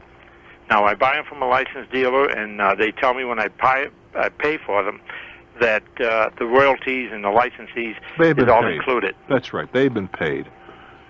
There was the guy, the football player, his agent, the National Football League, or whoever gets a piece of the action has got theirs, because they get it at the bottom level. Oh, good. Now, I think what they're saying is if you replicated it, for example, if you found some way to take the guy's picture and get 2 for 1, that would be illegal. Oh, no, I'm not doing that. I didn't say that you were. I said as an example. If you were getting 2 for 1, then you would be sticking it to the licensing people. Absolutely. But wait a minute. But as long as what you're doing does not in any way duplicate, you're enhancing from your perspective. Another guy might say that's not enhancing; it's screwing it up. It's not material. I don't see how you have any problem with that. Oh, great. That's personal opinion, not a legal opinion. Well, how can, what I'm trying to find out is legally what can I do, just to ease my conscience, because I like to, keep up front with everything I do. Well, you could get an opinion from an attorney, that's how. Okay, what has anybody bothered you so far? No, it's just some... It's a simple question. Has anybody bothered you so far? Not a soul. Well, for me, I would leave that sleeping dog very much asleep. Okay. I don't see why you have much to worry about. Okay. Take good care of you. Thank you very much. No point in complicating your life. You don't have to. Santa Cruz, California. Hello there. Hello, Bruce. How you doing? I am real well, thank you. Sir, first off, I'm happy to hear you. You've been shut down here in Santa Cruz. Shut down? What does that mean? It means that the station that was carrying you got bought out and they've changed format. What kind of a format did they go to, those miscreants? They went to 1950s rock, unfortunately. How disgusting. I thought so. So now we have a new station. Well, we have a new station, but we don't have Bruce Williams. We don't. Well, you said you could hear me. It was refreshing to hear me. Well, I thought we had a new affiliate there. Do we or Oh, no, we don't yet, at least not as far as I know. I just did you from memory. Oh, what are you near? Monterey, San Jose. Well, I would imagine San Francisco leaks in there, doesn't it? Well, San Francisco leaks, but it's so far off, we only get certain stations that put out 20, 30,000 watts. Well, 50,000 watts at KMBR. Does KMBR have you? Yes, they sure do. Do they really? They have had me for years. Well, bless you, sir. I'll be listening steadily again. All righty. My question, please. I am preparing to sell out my partnership of or at least my side of a small corporation dealing in contracting, refrigeration contracting, to be specific. Uh-huh. And with the money that I'm going to get, I'm going to have to do something. Yeah, that's clear. Well, I got a call coming in. No, I understand. You have to do something with the money. Forget about the call. Right. Okay. We have to do something. I have to live. I'm selling out because it's a partnership partnership. Yeah. My question is franchises. As far as going into a specific franchise, a service franchise. Yeah. The 20-second lube your car, lube oil filter. Yeah, I know. Take the There's a whole gallbladder ton of those around. Yeah. Why would one do a franchise in that particular type of business rather than setting up one's own shop? Well, there are a lot of reasons. One is brand identification. Uh-huh. If you drive down a road and you see a blank blank or a blank blank, and you know what they are, you've been to one someplace else, you got there's a much better chance that you'll walk in there. That's for openers. Secondly, they have, at least some of them have broken this thing down to a pretty decent science. They are not as quick as they'd like you to believe. I can spend more time than I'd like to tell you about in lines. But nonetheless, they've designed the buildings, they've designed the equipment, they have access to pretty decent bulk purchases on filters and that sort of stuff. And they kind of got it down to a science, and that's what you're paying for. You're paying for the training manuals and the rest of it. Now, it's not to say you couldn't open up one of these things and call it John Smith's Lube a Minute or some such thing. Okay. But the reason that folks do go with a franchise is because they have taken the mystery out of it. They've made the mistakes, and hopefully can show you how not to make those mistakes. They've designed the building to be as maximally as efficient as they seem to think is possible, and so on and so forth. And of course, there's that brand identification, site selection, other things they can do for you. Right. Now, as far as finding out the parent companies, the library, of course, is a good source of it. It's the only source you need. Just find the parent company and check them by phone or by mail? Write them a letter. Or you can call them on the telephone. If they're actively seeking licensees in your area, take a look at the local newspapers. Usually most major papers have at least one day a week when they emphasize franchise opportunities. Great. But by all means, just write to them. Very good, sir. Take good care, kid. Thank you for your time. It's been a joy. I'm Bruce Williams. Stick around for more. We hope it's the very best of conversation radio. We call it Talknet. If the city would put a park in my area. Right. Okay, I just recently moved into an area about 4 miles from town in a small tract, but there's other houses across the street. And in my tract, there's probably 120 homes, and I would guess at least 50 kids in my small area. All right. And there's nothing within 5 miles for the kids to go swing or play on a scooter or something. How would I go about saying that the city would be interested in putting something up here? Get active in politics. Meaning? Get active. Start a civic association, run for mayor, that kind of stuff. That's about all? No, what do you mean that's about all? Is that too big a price to pay? Oh, mayor. Oh, that's what I did. Okay. You know, so then I went to a meeting one night and I got a little hassle with the mayor. He says, well, why don't you come back to my job? And I did. No big deal. Okay. I mean, you got to pay your dues. You said you have 100 homes in the tract, right? Right. That's 200 voters maybe, right? Okay. Get them all registered, first of all, because nobody gives a rap. When people come to meetings, I used to laugh at them. And I make no apology for it. People used to come in. First thing I want to do is, hey, find out if they're registered. If they're not, I didn't care about them. Okay. If you're not interested enough to register to vote, why should I get excited about you coming to a meeting and asking for things? Right. You can say, well, it's your civic duty nonsense. I'm a politician. Okay. So you get all those people registered. And then you form whatever the name of what's the name of your development? No, Fair Oaks Edition. All right. So you start the Fair Oaks Civic Association. And you get everybody throwing $5 into the pot. Now you've got a little kitty, right? Okay. And you get yourself elected president of the Fair Oaks Civics Association. And you then you go down to the council meeting and say, gentlemen, I'm John Smith of the Fair Oaks Civic Association. Our 100 and so members have asked me to drop by and discuss the possibility of establishing a park in our neighborhood. Well, now you got 200 votes. You got some clout. Okay. Sounds good. That's the way it's done, my friend. Fantastic. Get involved. It means you got to give up television and a little bit of radio and whatever, but that's the way to get things done. Oh, I'll do that. And if you don't get involved, you don't deserve it, in my opinion. Okay, but they would usually have the money to put in? Not necessarily. The money's got to come from something else. Oh, okay. Absolutely not. Okay. You're always competing for government funds. Okay. Good luck, kid. Thank you very much. Orlando, Florida, Mickey Mouse World. Hello there. Hi, how are you? Okay, you coming down to see us next week? Okay, great. Are you coming to see us next week? Oh, no, huh? Well, why'd you say okay, great? I misunderstood what you said. I have got a problem that I need to speak with you about. Wait a minute. I want to know why you're not coming by to say hello next week. Because I'll be busy working. At night?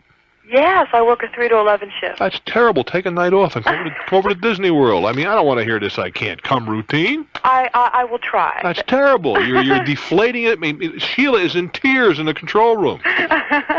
What's on your mind? Okay, I live in a townhome that is in a apartment complex. It's a condominium complex. And my building is owned by an individual who lives out of state. It's an investor. Okay.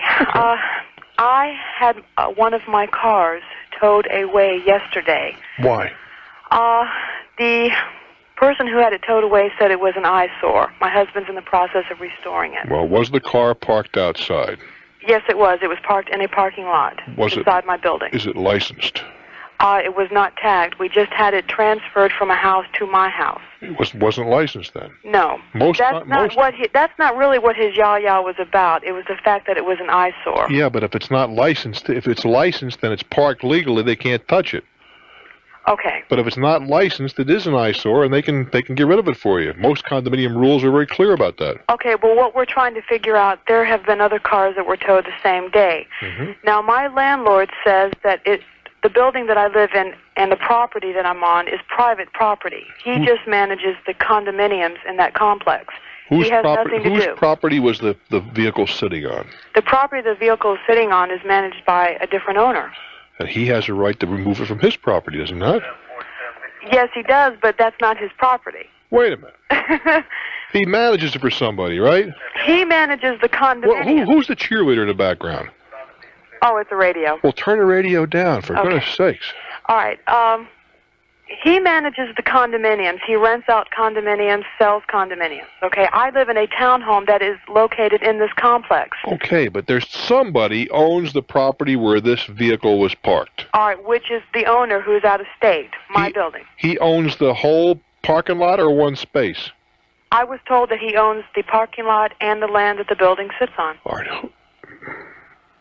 The entire park? I mean, how many cars can you park in that parking lot? I think about 12. And he owns, in other words, he owns several units, you're telling me? Right. Okay. Right. But somebody, wait a minute, somebody manages it for him, do they not? Right, which is my landlord. And this is no, not your landlord. The owner's the landlord. You're talking about the manager. All right, I'm confused. A landlord is the person who is the owner of the building. All right, let me get this clear here. All right, the person that owns the building lives out of state. I rent through a rental company. But, all right, the landlord is nonetheless the person who owns the building. Okay. The rental company is an agent. Okay. All right. All right. Now, what you do in the building is a separate issue altogether. Let's start with that. Okay. Most condominium associations have very clear rules as to what can be put outside. Okay. And one of them is, and I've never seen one yet that allows you to have a car being fixed up outside, or even to work on your car outside. Okay, now, what if we have separate rules in our lease that don't coincide with his? Because the lease cannot contravene the condominium rules. Oh. He doesn't have the right to do that. If that parking lot is part of the condominium association, I suspect it is, then you have to adhere to those rules. Now, I own a condominium. I own a couple of them, matter of fact, all right? And I, as an owner, I have, well, I don't have a tenant right now. The place burned down, but I had a tenant, right? I can't tell a tenant, oh, it's okay to park your pickup truck out there if clearly the rules say no pickup trucks. I can't tell them you can put a garden hose in the front lawn if the rules say no garden hoses. Okay, because I was told by the rental agent, who I pay my rent to every month, she says that it's private property. He cannot do anything on that property at all, period. He just manages the property which he sells the condominiums and rents out the condominium. But who owns this private property? I don't know. Well, that's the answer. But you see, that's what I'm trying to get to. I suspect. I don't know this. It's a paved parking lot, right? Right. That's part of what's called the common area. Okay. Owned by all of the owners of all the condominiums together by their association. And in that association sets the rules for what can be done and what cannot be done. Okay. And I would bet you they're saying you cannot have what they consider to be junk cars there. Now, the way a junk car is generally defined is an unlicensed, undrivable vehicle. And tags, as you put it, those are the licenses. If the car is legally licensed and inspected and legally parked in a spot that is available to you as a tenant, they can't touch you. They can't tell you to paint the car and all that sort of thing. But you're not allowed to have unlicensed vehicles sitting around. Okay, when I called the towing service to find out the status of the car, he said that the report was made out that the car was just an eyesore. Okay. And the police department said that he was complaining of the condition of the car, not that it was not tagged, because there are many cars in that complex that are not tagged. And he did not pick up those. Well, that may be, and you can make a complaint about those, too. Okay, because I just figured what is ugly to one may be beautiful to another. That may be the case, my dear, but if your car is licensed in the state of Florida, and it's legal to drive on a road, they cannot take it out because it's an eyesore if it's parked in a legal spot. Right. But if it's not, by most definitions, unlicensed is junk. I don't care if it's an '88 Cadillac. Okay. And they can have that pulled away after so many days. Now, you're gonna fight when you choose to move into a townhouse or condominium. You move into a place with a ton of strict rules outdoors. No stickers in the windows, no screen door changes, no wreaths, no nothing. They can do that. And if you don't like that conformity, and I can understand why you might not like it, then you don't live in a condo or in that kind of a complex. Because that's the nature of condominium complexes, uniformity. I'm going to tell you, I'm going to like it. In the one where I have an apartment, you can only use a garbage can purchased from them. Has to be the same color, same size. That's it. No other garbage cans. Would you believe that? It just doesn't seem fair. No, it's not a question of fair. It is fair because you chose to live there. That's all. Those are the rules. And the answer is you don't want to live in, and I don't like living in those kind of rules. You don't live there. That's all. Simple as that. Good luck, hon. I'm Bruce Williams. This is Talknet. New York. Hello there. Mr. Bruce Williams. It is I. A long-time listener, first-time caller. What's on your mind? I had the pleasure of talking to your wonderful wife when you were in Rochester a few moons ago. That's many years ago. Yes, sir. My question is, can you help me or direct me where I might get information? I'm retired, and I'm very interested, if what I hear is true, that there are people or businesses that will pay for courier service.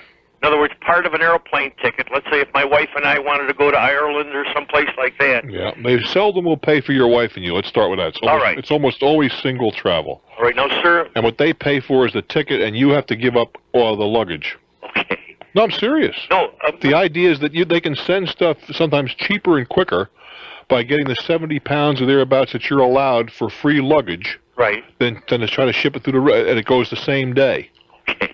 I'm serious. You're laughing. But it's almost never let you travel anybody else. All right. Now, Mr. Williams, is this something I might call an airlines regarding, or? No, sir. There are a couple of outfits, I can't give you their names. There are a couple of outfits in New York City that do this sort of stuff. All right. But you have to be prepared to travel or to drop the hat. Okay. And you don't get the ticket to get to the airport. All right. They say all you can do is take on your own stuff as your own carry-on, and you got to go when they want you to go and come when they want you to come. Okay. And it could be go over and come back in 3 days kind of thing. Really, it's not as lucrative as some people paint the picture. Well, you don't get paid. No, I realize that. No, the idea is that you get to travel. Yes. And they take advantage of your luggage allowance, and then you deliver the package when you get there. Yes. That's all. It's as simple as that. All right. What can I say? Thank you. It's not real common, but it's for kids. It's a very good deal. They want to take a quick run to London or Paris or someplace, but you can't stay forever because they expect you to do the same thing coming back. It's got to dovetail with their needs, not your own. Indianapolis, Indiana. Hello there. Hi. Hi. Bruce, you're the next best thing next to God, let me tell you. Oh, my God. Slow down. Well, I'm just so happy I got to talk to you. Well, thank you, ma'am. You're welcome. I have a hobby, so to speak, that the more I think about it, the more I want to try to do something with it. It started my son back in last year in school. They had the invention convention. That sounds like fun. Yeah, it was. And we had a good time with it. And we came up with this little idea and didn't think anything of it, and it kind of skyrocketed here in the city.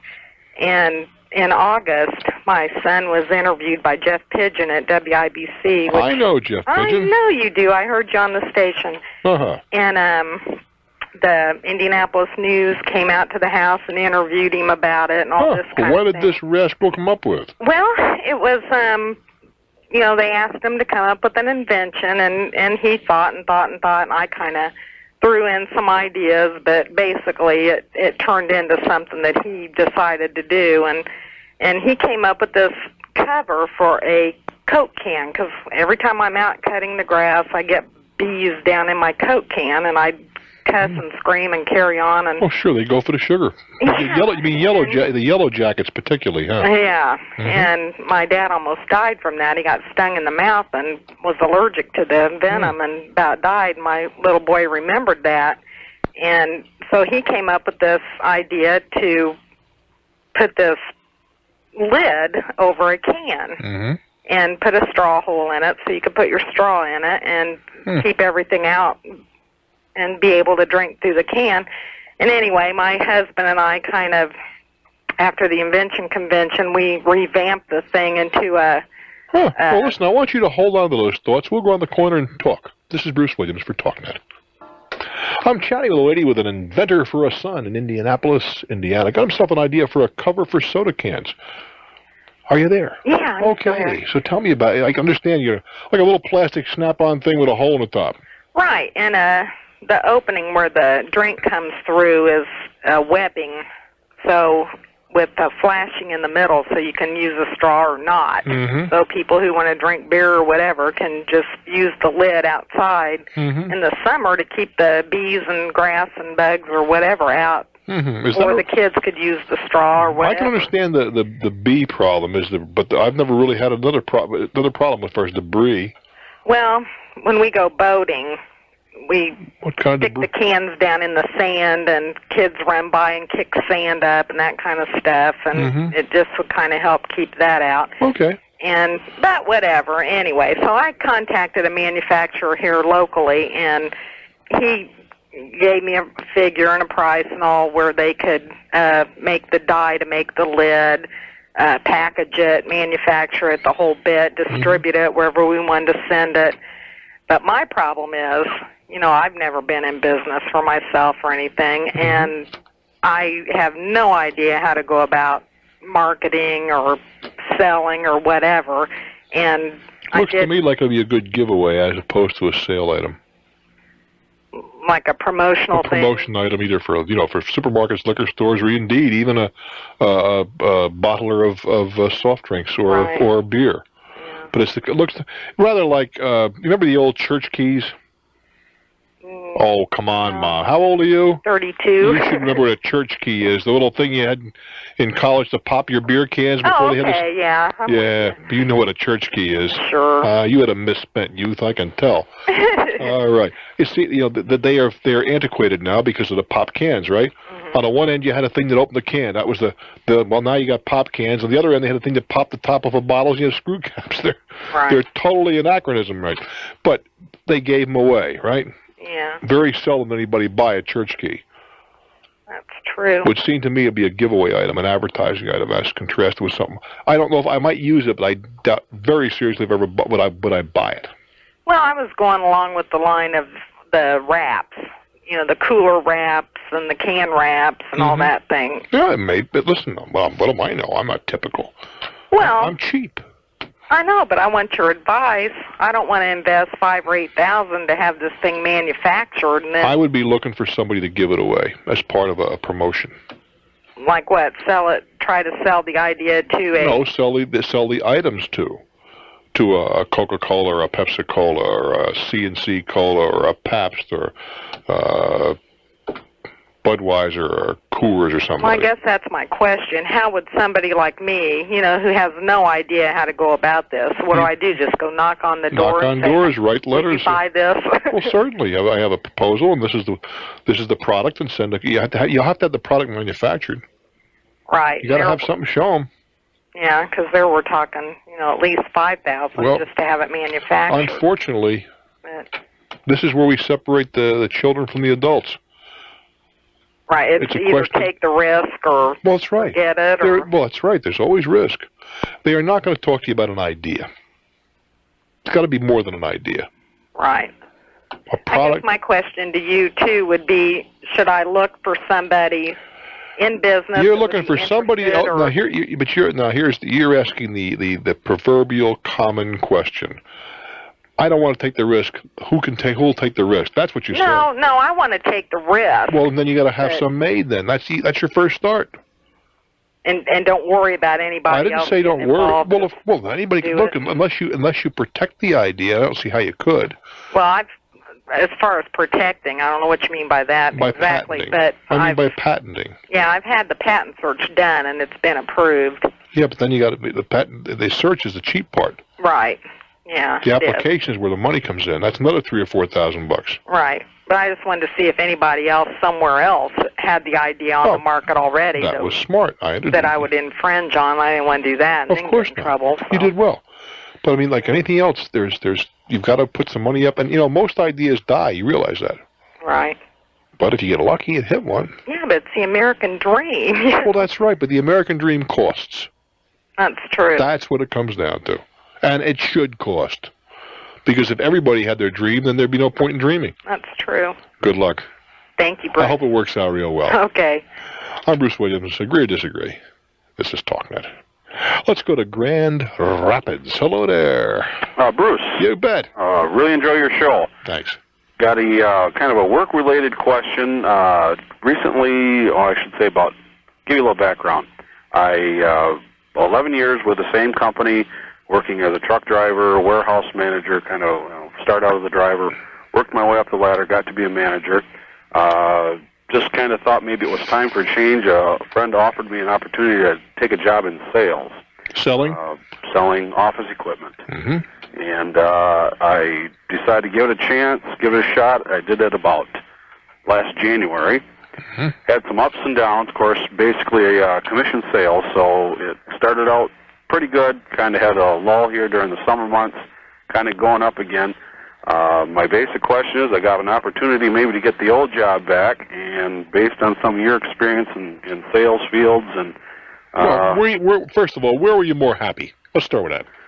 Well, I enjoyed what I did, but I can see there's a challenge, and when I do well, when I have those good months, I'm really up. You're keyed up, and I enjoy what I'm doing now. So I guess I can't really say I enjoy one more than the other. I haven't really given the opportunity to the sales job possibly enough time to. How much did you make when you left the old job? Best year I had, it was about $28,000. What'd you make this year selling? Probably just about equal that this year. Well, then obviously you're going to make a lot more money selling. Yeah. I think down the road. Clearly. I mean, if you made the first year as much, business can only get better because you've got customers you didn't have before. You have repeat business and all that sort of thing, right? Oh, yeah. All right. The question is, which would you rather do? I think I'd rather sell, to be honest. Well, then, but you've answered your own question. I kind of look at, there was a lot of physical labor. Not that I'm afraid of that kind of work, but the older you get, the harder it gets. And, well, in this way, you have clean fingernails, huh? Yeah. The back and put my feet up. Lot to be said for that too. Yeah. So, well, good. I appreciate your help. I think you knew the answer before you called, but it's okay. Very good. Good luck. Bye now. Fort Pierce, Florida. It's your turn. Hello there. Hi. Hi. I want to ask you a question. I'm not sure where to go with this. I have a couple of ideas, but I'm not sure. I had rented a condominium from a doctor and his wife.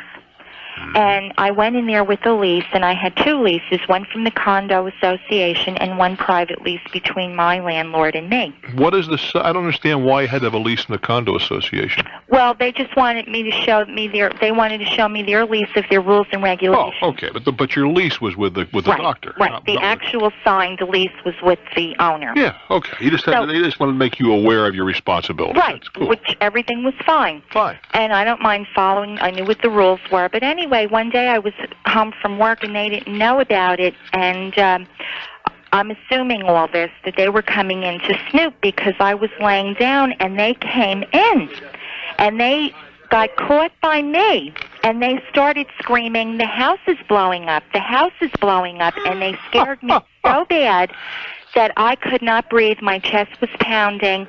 I had to call the emergency medical squad. They came and took me to the hospital proclaiming I had a possible heart attack. You're kidding. No, I am. This is a very bizarre story. I would say that... I mean, these people are typical, nothing against... typical... Snoopy doctor and wife, let's put it that way. Let's leave it at that, yeah. Right, but they're older people, I would say early 60s, older than I anyway, but it clearly stated in my lease that they must not come in unless they call me prior to 24 hours, and they had my work number and my home number. All right, so they got caught with their hand in a jar and they tried to cover it. Exactly. So I had a lawyer. I got a lawyer, and he said, I'm going to ask for $18,000. On what basis? Well, for them invading my privacy, hospital bills, doctor bills, and punitive damages, and for my fright and inconvenience and all these different things he named. All right. So he took the case, and then he was working on it for about 2 months, and then he finds out that their son was their lawyer. And then he wrote me a letter telling me he's dropping me because their son is giving them too big of a fight. And it sounds to me very fishy, number one, but how can I recover my losses from these people now that Get another lawyer. I tried, and I can't find anybody that would handle it. Well, because they're coming up with the same idea that I have, but the damages you've described are nothing. 18 grand is ridiculous. I don't want 18 grand. The lawyer wanted that. What do you want? I want my hospital bills paid. Did you pay them yourself, or yes. you had no hospitalization? Right. I want my hospital bills paid and all their aggravation they caused No, wait a minute. What? How do you put a price on aggravation? How much were your hospital bills? Between the doctor and the hospital, over $1,000. Because they came in and said the place is blowing up? Well, yeah. They scared me so bad that, I still have pains in my chest occasionally. The doctors in the hospital thought I was having a heart attack, and they took all these tests, EKG and whatnot. How old are you? 42. Do you have any kind of a history of medical problems? No, perfect health. But you don't understand the way they came in. They ran through my rooms, and I was in a slumber. That's enough to scare... the doctor said that, too. He said that's enough to scare anybody, because, you're half asleep, and you get woken up by somebody running through the rooms one way and the husband running the other way screaming. I'm putting it mildly, but they were screaming like two idiots. In a very... they scared me, literally scared me almost to death, and the doctor confirmed that. He said, you had a very bad fright. What I'm getting to is that obviously the attorney just felt he hasn't got a case, or not enough to make... I was wondering if the doctor's son paid him. No. Why would he have me take the case and have me sign all kinds of papers? Because I suspect he thought he had an easy mark, but then he found out they were getting advice for nothing. They're getting a lawyer for nothing that was willing to sink his teeth in and hang in for a long time. And the guy figured out there's no doing this. So how can I do with something with, and also the fact that I was caused. I mean, how can you put a price on aggravation? But the point is, the inconvenience of me being out of work, loss of income. How long are you out of work? Oh, I was out of work for about 3 days. Well, how much do you make a day? 100. That's $300. Right. I mean, $1 is $1 plus my over $1,000 in doctors. Well, you're going to have to find yourself an attorney that feels that you can win. Is there any way that I could take this to big claims court and have a judge hear it? Big claims? You mean, or I mean small claim? You mean a low? Well, I think it's a big claim. I mean, I would be telling the judge that these people should not go into people's apartments and do this. I don't think the judge would disagree with you, but whether they can be penalized for it's not a matter. It just seems to me you're going to have representation. And I can understand where I don't sympathize or empathize with, but I can understand where the guy says, oh my goodness, he's got a kid for a lawyer, he'll spend the rest of his life in court, and it's just not worth it to me. You have to find another attorney. But they clearly had no right in your apartment. I'm Bruce Williams. This is Talknet. Washington, D.C. It's your turn. Hello there. Bruce Williams. Hi. Hi. I just had a baby, my wife and I. Well, congratulations. Thank you. What do you call this little rogue? This is Victoria. All right, so we call her Vicky. How's that? Yeah. Okay. Well, the day she was born, the nurse came in and said, you can have a no-obligation photo shoot. The first photo of your baby. 1 day old and they're shooting pictures. Yeah, I know. And we'll bring the pictures by later. Mm-hmm. Well, next day, brought them by. They were awful. Oh. Thank you, no. Looked at the cost sheet, substantially higher than photos in other situations. Mm-hmm. Thanks very much, gave them back. Okay. Thanks, but no thanks. 2 weeks later, got them in the mail. The whole thing. Mm-hmm. All of the photos you could possibly order. Right. And the price sheet again. Mm-hmm. Thanks for the gift. Neither my wife nor I signed anything authorizing them to do this. Uh-huh. Got a bill in the mail 2 weeks after that. Mm-hmm. Have been getting one every 2 weeks since then. Mm-hmm. Now says, third notice, you must make payment. Or else we'll take the kid. Well, they're in Missouri. I'm here in Metro D.C. in Maryland. Mm-hmm. I'm pretty clear that my obligation is zero. I never authorized them anything. I think you're right. And they made a nice little gift of these not too good photos. Mm-hmm. What about them pursuing me, not through legal action, but trying to put a little nip on my credit record? Well, then you have a civil action against them if they do that. I would write them a letter. You just can't ignore this. You understand that? By ignoring it, acquiescing? Well, if you ignore it, I mean, let's assume that this is an honest mistake, right? Mm-hmm. If you ignore it, how in the world can you go after them for banging your credit record? They're going to say, hey, you so-and-so, you contracted for the pictures, and now you're just reneging. Okay. So you send them a letter, send them a certified letter saying, I never ordered this merchandise. I was shown the pictures at the hospital and said I didn't want them, and now you have sent them to me unordered, and as you know, the law says that if unordered merchandise becomes a gift, then thank you very much. So I pay $5 for the certified. No, you pay $1 and change, not $5. Oh, okay. You can spring for that. This seems to be a regular practice by this organization. Well, that's entirely possible. You might want to make complaint to the hospital as well, although the hospital gets a piece of the action, so they're not going to lose too much sleep. Any way to get anybody else interested? Well, when you come right down to this, on a scale of 1 to 20, who cares? Well, it's right there, the newborn baby, and then they're going to stick it to you. Well, they're going to stick it to you. Only get stuck to you if you want to get stuck to you. Not if they mail it in and send you a bill. Very few people can turn down a picture of their kid. That's a fact. I used to be in the camp business. We send pictures home of the kids, you know? Yeah. 95% of them would buy them. Yeah. But misleading to send bills that... Well, that may well be. I'm not disagreeing. First of all, we don't know. This could be a mistake. Mm-hmm. I doubt it, but it could be. Yeah. I would send the letter I described. I mean, of all the things you want to play Don Quixote about, there's so much more going on in the world. I wouldn't worry about this one. You might be right. Personal opinion. I think you're right. Congratulations on the daughter. Thank you. Everything's going very well for us so far. Take good care. Thanks for the good advice over the years. Oh, we just took out your name. You became history.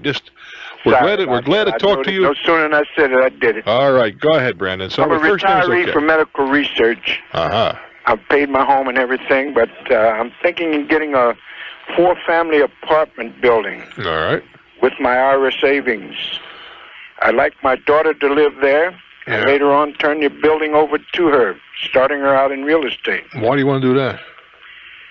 Well, this is your IRA. Isn't this something that you want to use for your retirement? Well, I'm retired. Well, but I mean, why would you want to spend your IRA on a gift to her right now? Well, I don't want to use anything on my home. I don't want to touch my home. Home's completely paid for. What difference does it make if you touch your home or my IRA? Or your IRA? It's your money. I see. There's an offset there. I would talk to an accountant. I think he's going to tell you that you'd be much better off to use your home. Borrow the money against your house. Get the tax go into it. And get the tax deduction. The IRA money is sitting there earning money tax deferred, right? Right. Well, then why would you screw that up? Well, I thought I had that on the side. What I'm trying to do, if I can get her in it, by living in it and getting it with her name too, I can get the FHA and get it at a good... I think you're making a big mistake. Okay. Why do you have to get your daughter interested in something like this? Well, she's paying good money for an apartment. That wasn't my question. Why do you have to get her interested? I mean, is she not interested in her own? Yes, slightly she is. She doesn't have the finance. Then if you want to lend her the money, take a second mortgage, I don't have any quarrel with that. Uh-huh. But I mean, you're not giving her anything. I wouldn't give her anything. Gotcha. You want to help her in one way, that's one thing. Giving her is a entirely different matter. Then if I should get it on my own completely. Well, what I'm trying to explain to you is that it doesn't matter. You're getting it on your own, whether it's your IRA or against your house, with the IRA sitting there as a backup for the amount of money that you borrowed. You're no better or worse off, except there are some tax considerations which lead me to believe you'd be better off to borrow against the house, and that's deductible, and have the IRA funds sitting there for whatever time you're allowed to keep them there, earning money tax deferred. Okay. Now, it just seems to me that doesn't take a rocket scientist to figure out. And the last thing is, if you want to take a second mortgage out or something on the house and help your daughter, that's one thing. But to give it to her, in my opinion, is just... How old is your daughter? 24. Oh, my goodness gracious. Let her grow up a little bit. Well, she's still working, and she's going to school at night. Mm-hmm. I understand. I have no problem. Helping her, no. Giving her, crazy. Good luck. Thank you much. Wilmington, North Carolina. Hello. Hello, Bruce. How are you? I am very well. What's up? I have a question. How I would go about obtaining a patent on I have a circuit for a glockenspiel for an organ. And a circuit? Yeah, well, in other words, like an organ plays the horn and it plays the French horn. Now you got a little chip on there that'll make it play a glockenspiel. Well, it takes a live one, that physically, mechanically moves, and it turns it into what's called orchestra bells. It's a whole different thing. Mm-hmm. And it's a neat, dirty trick way of doing it. But I'd like to, before I go pursue anything, get a patent. Now, I see these ones that mail order patents. I'm afraid of those. I don't know. If you have something that's patentable, you go to a patent attorney. Okay. See, my biggest problem here, the closest one I got is like 4 hours away. The closest patent attorney? Yeah, would you believe it? I find that hard to believe. The closest one we have is like in Raleigh. Have you gone to the Bar Association and asked if there's anybody practicing patent law in your area? Yeah, and they said you have to go, there's only one in the area. Huh. And I'm thinking, well, do I go there or do I try one of the mail order ones? No, sir. I would go to the attorney. Yeah. 4 hours is not the end of the world. Well, not really. And yet, once you've made the initial contact, the rest can be on a telephone. Uh-huh. That's instantaneous. Is it? Okay. I didn't, it's one of these things, you see these reputable companies and, you want to try your luck, and I don't want to try and lose it either. What do you mean you see these reputable companies? Well, the companies, they advertise. Does that make them reputable because they advertise? Well, not really. Okay, then scratch that word. Okay. You see companies advertise. You're asking my opinion. It's only my opinion. Okay. I'm saying if you're serious and you want to spend the money, go to a patent attorney. Good luck. This is Bruce Williams for Talknet. Indianapolis, Indiana. Hello there. Hello. Hi. Hi. It's a pleasure to talk to you. Thank you. I have a slight problem. Okay, we have about 2 minutes to get into it. Okay, I have a child, an adopted son. I'm a single parent, and this particular child has emotional problems. How old? And has gotten a hold of some long-distance phone numbers for entertainment telephone calls. Lovely. How old is this guy? He is now 17. This has gone on for a couple of years. Those 900 numbers, those kind of things? Yeah. Yes, exactly. Right. Why didn't you have your phone locked off? I thought I did. I went through this experience, and I did have to pay for some of the phone calls about a year ago. Right. Then I heard that the number could be locked. The 900 numbers could be locked. Mm-hmm. So I called my local phone company. Yeah. They said okay. They told me another number I had to call. They said okay. Mm-hmm. They told me a company that I had to call. I said okay. I made the phone call. That was early in the summer sometime. Late in the summer, I had to leave, and my son made more phone calls. I immediately called my local phone company. They said, we can't do anything about it. And then after I talked to them and told them the situation, they finally said that they would remove the charges from the local service and the long-distance service. However, they would contact the company that is in charge of this, and I may still have to pay them. No way in the world I'd pay them. Okay, well, I just got a notice today from a collection agency. I'd go to the Public Utility Commission in your state. Okay. And you write the letter. You write the events as you described them. That you did. That you paid the bills originally, and then you wanted to have the call.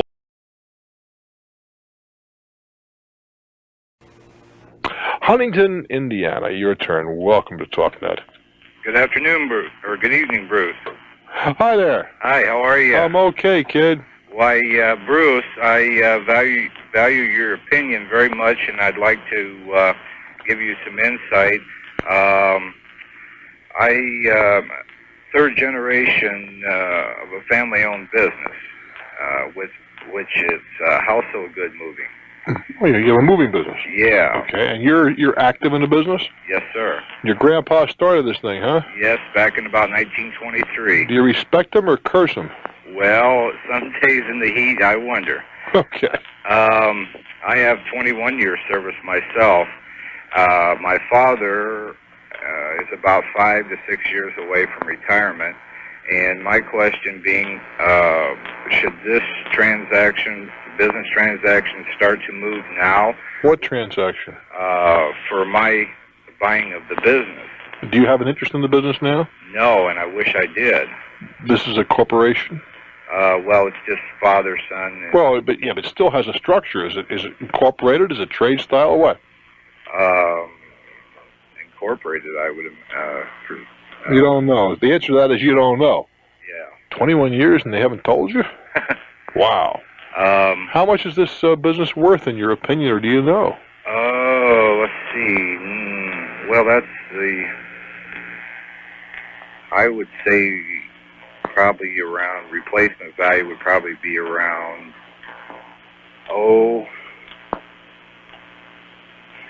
I'd say maybe 40 to 50,000.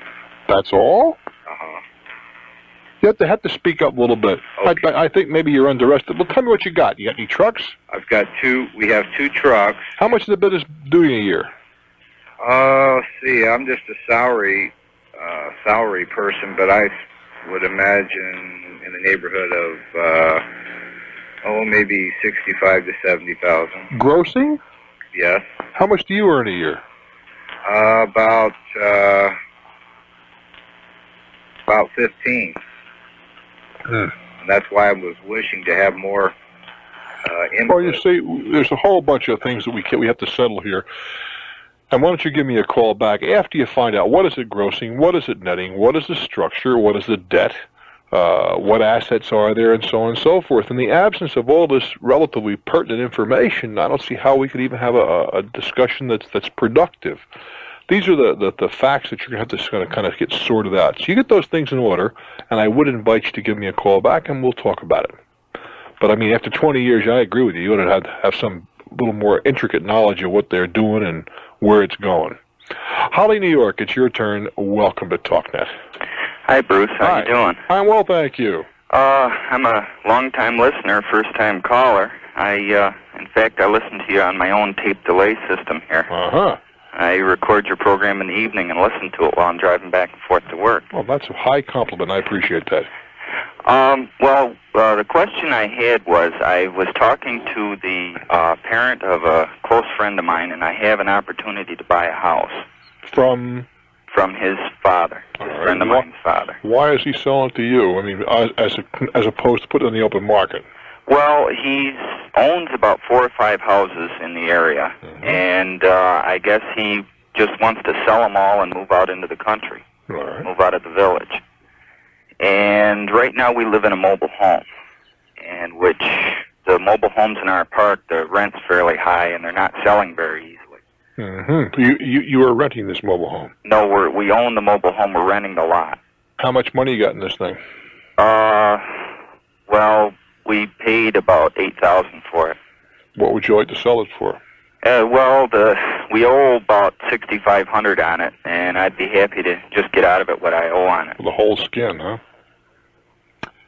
Is it hard to sell? Well, right now it would be. We're working on fixing it up right now. There's a few things wrong with it. Paint, roof needs sealing, a few things like that. It's nothing I can't do myself. Okay. Now, how much is the house? And well, he hasn't gotten back to me that far on it. I don't know how much. The one house, the house that he was talking to me about, it's a double. And the question, really what I was talking to my wife about it, my wife doesn't want to move into a double because she said she'd rather have a home all to herself. How old are you guys? I'm 28. She's about 25. Well, you might discuss this. See, I've told my kids to do what you're thinking about doing. You're not buying a house forever. Right. But I'll tell you, you can buy a lot more house with a lot less pain by buying a double or 2-family, depending on what it's called in your part of the country. I would suggest, unless you're making a ton of money, and I don't think that's the case, unless you're making a ton of money, that would be a very wise move from your point of view. I see. Well, see, part of our problem too is we don't have any money in the bank right now.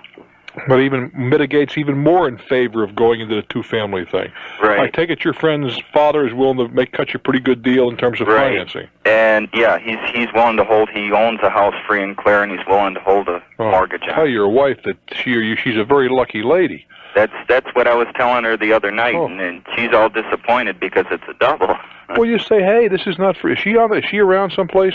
No, she's at work right now. Well, you tell her, look, sweetheart, we're not going to do this forever. But if a couple, 3 years, we have nothing, we have no money, it's a chance to buy a house. We can have some rent coming in from the other side, which will help pay the mortgage off so we can build up equity more quickly. Oh, I got to tell you, it's a super deal. I know, and then on top of that, if we didn't have, I mentioned to him, if we didn't have any money to put down when we wanted to buy the house, he'd even be willing to rent it with the option to buy if we didn't have any kind of a down payment. I thought maybe he's willing to sell it to you for no money down. Oh, well, I'm not sure. I haven't discussed. Well, you might discuss that with him. I'll tell you, I would talk to my wife, say, listen, honey, this is not a permanent deal, but next 2 or 3 years, it's a very good deal from our side. Good luck, kid. I'm Bruce Williams for Talknet. Hello there, Las Vegas. Welcome to Talknet. Hi, Bruce. Hi. I wanted to tell you I first started listening to you while I was flying my helicopter in the Gulf of Mexico off the Louisiana coast. You fly to oil rigs? Yeah. I was then. At that time, I was flying to the oil rigs, and I used to pick you up on my ADF radio, and particularly late in the evening out of a New Orleans station. Son of a gun. ADF, Automatic Direction Finder, That's for those folks who are not driving airplanes. You must be a pilot yourself. Past tense. Okay. I also wanted to thank you for some advice. I have a question here in just a second, but I wanted to thank you for your advice on using a lawyer when you buy or sell a home. Tell me about it, because so many people fight me about it. They're always, what do you need a lawyer for? Well, I was listening to you while I was flying that helicopter, and then I went to sell my house, and I said, I managed to put together a deal by myself, and the buyers had an attorney, and I said, well, Bruce Williams said I ought to have an attorney, so I'm going to go get one. So I got the attorney that he'd actually done some, represented a title company when I'd refinanced it a few months before. And he found in the, I was taking back a second and holding paper, and in the note, he found that their attorney had left out an important clause that didn't allow for acceleration if they didn't pay. Huh. He called the attorney and told her, it looks like maybe you forgot this, because he knew the attorney, and he told me before he called her, he said, well, I'll give her a call, and if it's probably just something she forgot. When he called back, he kind of chuckled and said, no, she didn't forget. She knew that she'd left it out. She says, I represent the sellers. I represent the buyers. I didn't have any responsibility for the seller. That's absolutely right. And She's so, absolutely right. And the acceleration clause is not in their interest, but yours. That's right. And so that was probably the best $100 I ever spent, and I did it because I used to listen to you. Well, I still listen to you. Now I listen to you while I drive out to the Nevada test site. What are you doing now that you're not flying helicopters in the Gulf? Well, I'm flying helicopters out at the test site. I must fly for security out here. Uh-huh. The question I had... Hold on. Whoa. Slow up. Well, next time I get to Las Vegas, and I do get there from time to time, I think maybe you give me a helicopter ride. Hey, I'd do that. I've got a friend that's got a business here, and we'll work that out. I'd like to do that. Super. Why don't you drop me a note, give me your name and address. Next time I get to Vegas, you'll hear from me. Okay. I'll have to get an address here, I guess, when we get off. Michael, I'll put you on hold, and Michael will give you an address. That'd be fun. Okay. Okay. Now, what's on your mind? Okay. Well, the question I've got is, this house that the attorney helped me, and he's now helping me again, the buyers are in default on the first mortgage. These are the same people, huh? Yeah, same people. First mortgage holder advises me, this is a VA mortgage, right, that I can foreclose on them because I'm a previous owner with liability. Right. Now, I can do that after I bring the note current. Let me explain to people who are eavesdropping here, because you had a VA mortgage, and you allowed them to assume the VA mortgage. Right. And as a consequence, you're still on the bond. Right. Therefore have liability, which gives you this ability to foreclose. Right. That you wouldn't have as a second mortgage holder otherwise. Right. Go ahead. Okay, now they tell me after I gain title, they'll let me reassume that first mortgage, which is 9.5%. Right. That would be helpful for trying to sell it again, or as you're well aware of the market in Louisiana, I might decide to try to lease it and see if the market might come back. Uh-huh. The problem I've got is that the cost for foreclosure is going to get rather significant. How much? There's $6,000 past due.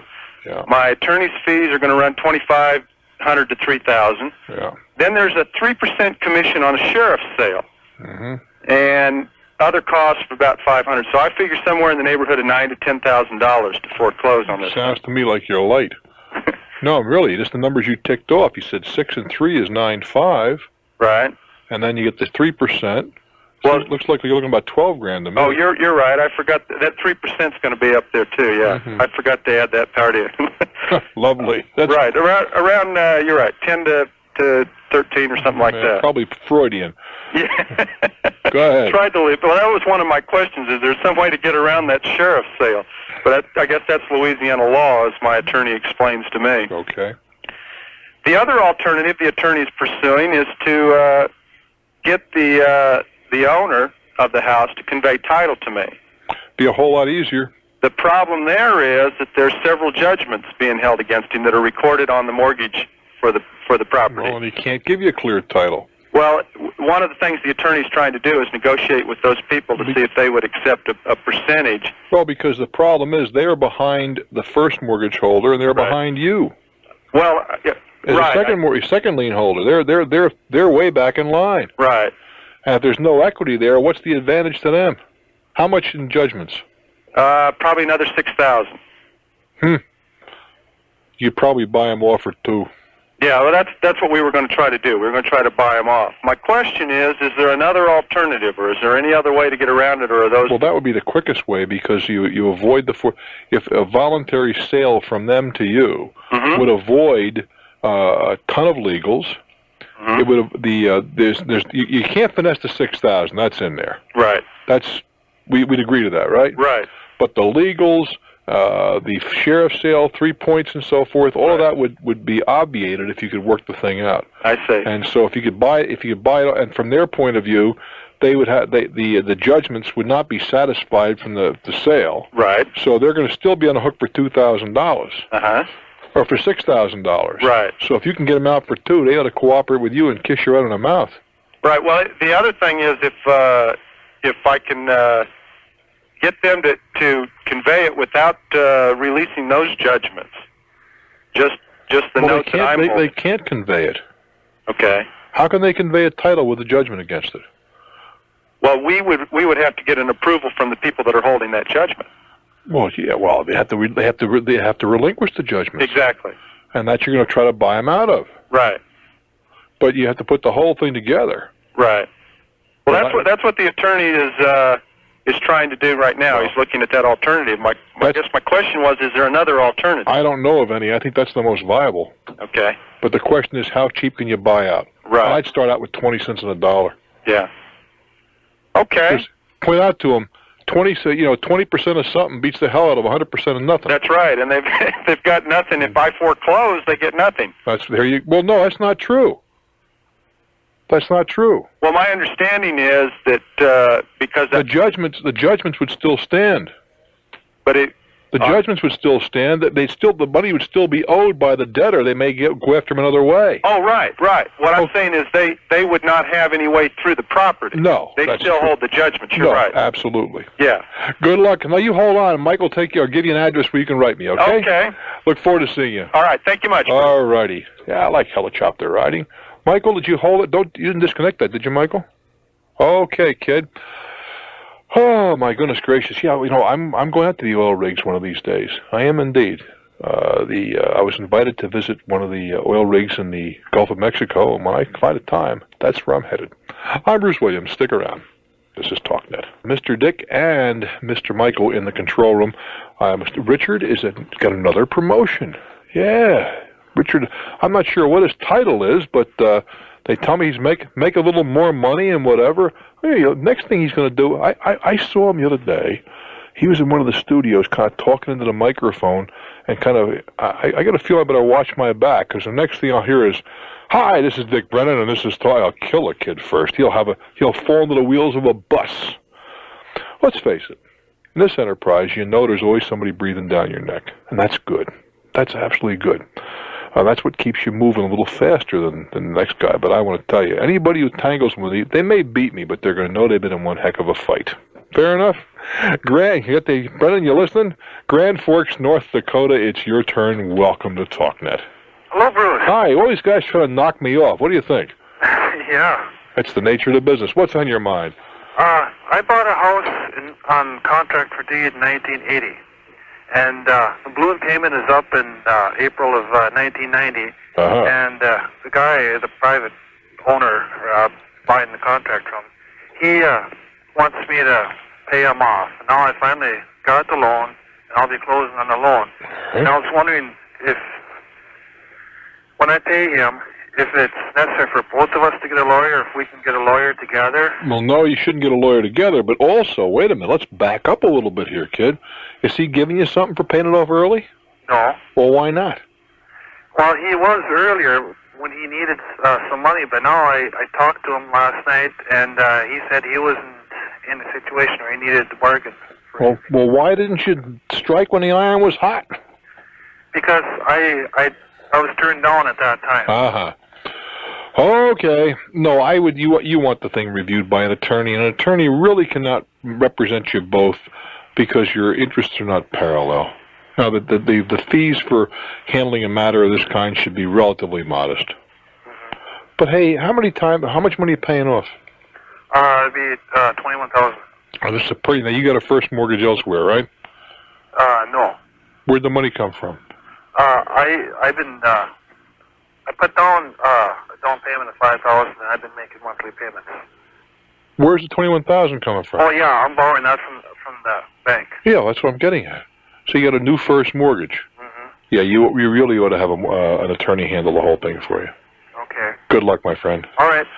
Fort Pierce, hello there. Fort Pierce, Florida. I had a very pleasant visit with you guys about 3 years ago. Maybe near 4 now, think about it.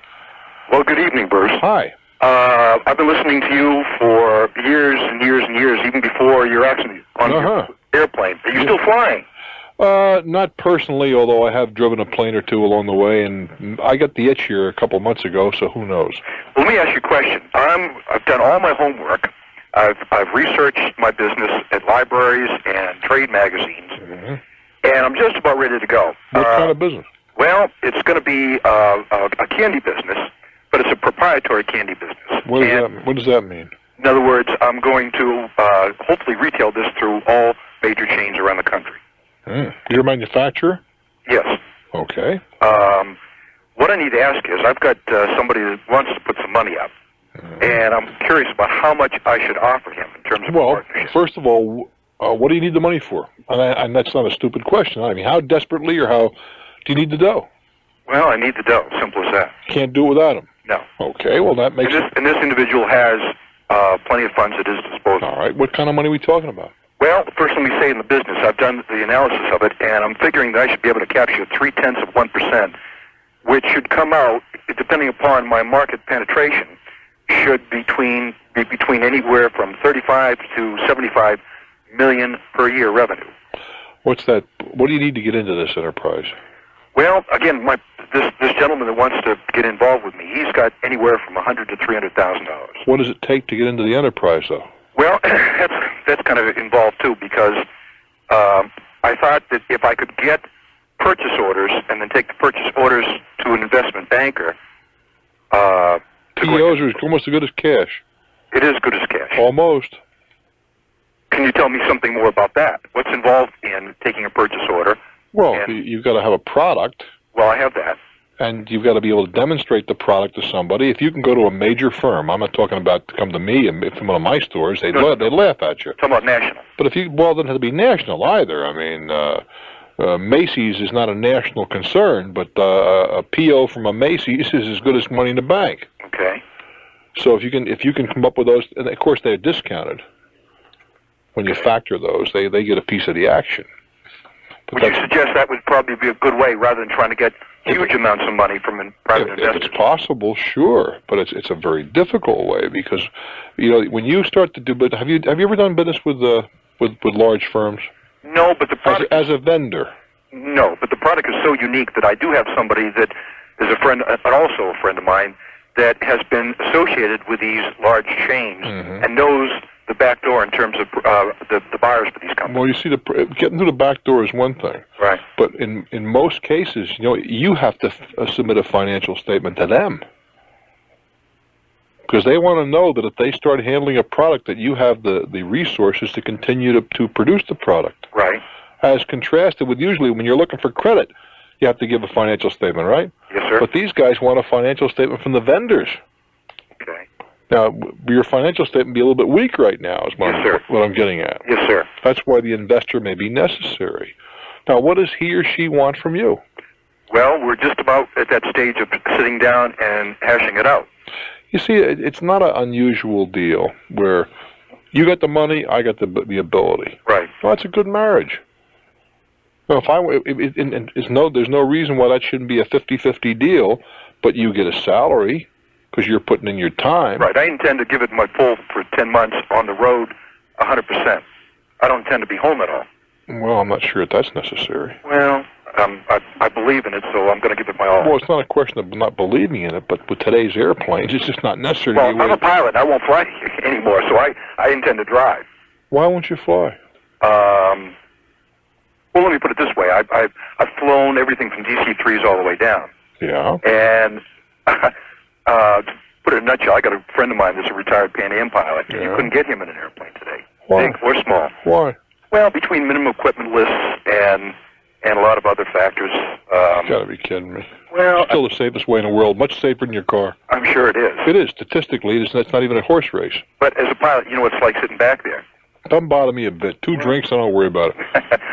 Can I ask you one last question? Sure. When it comes to getting a purchase order, because my product is so unique, is it possible for me to ask and demand an exclusive for this type of item?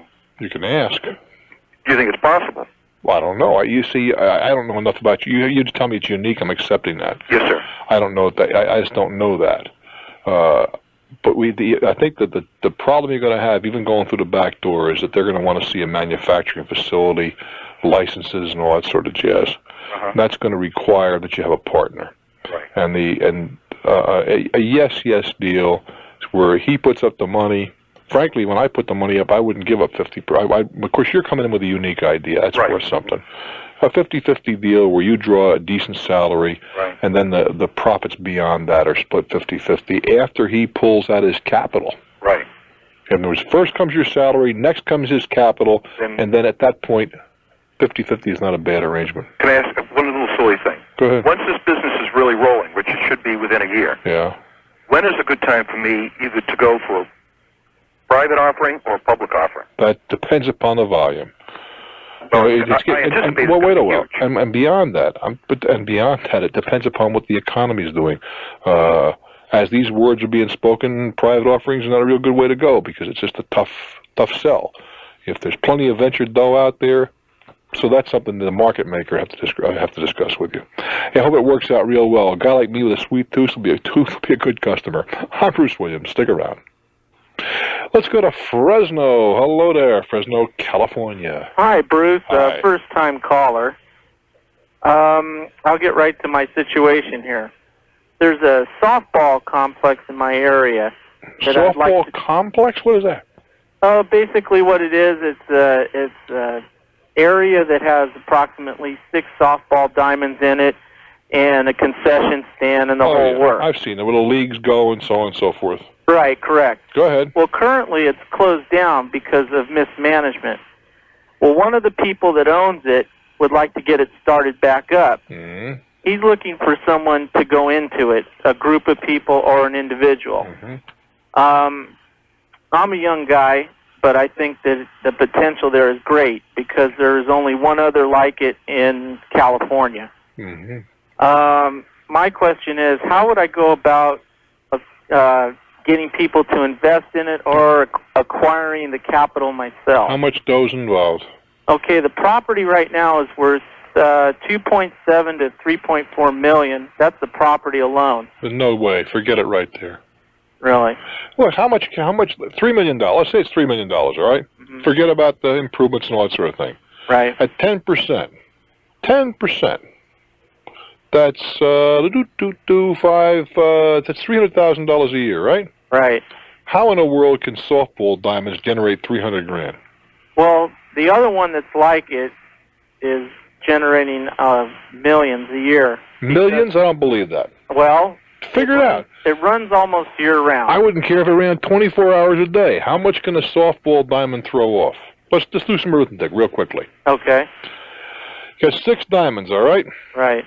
How much does it cost to play in a diamond? Well, give me quickly because time is enough. $300. How much? Say $300 per team. For how many games?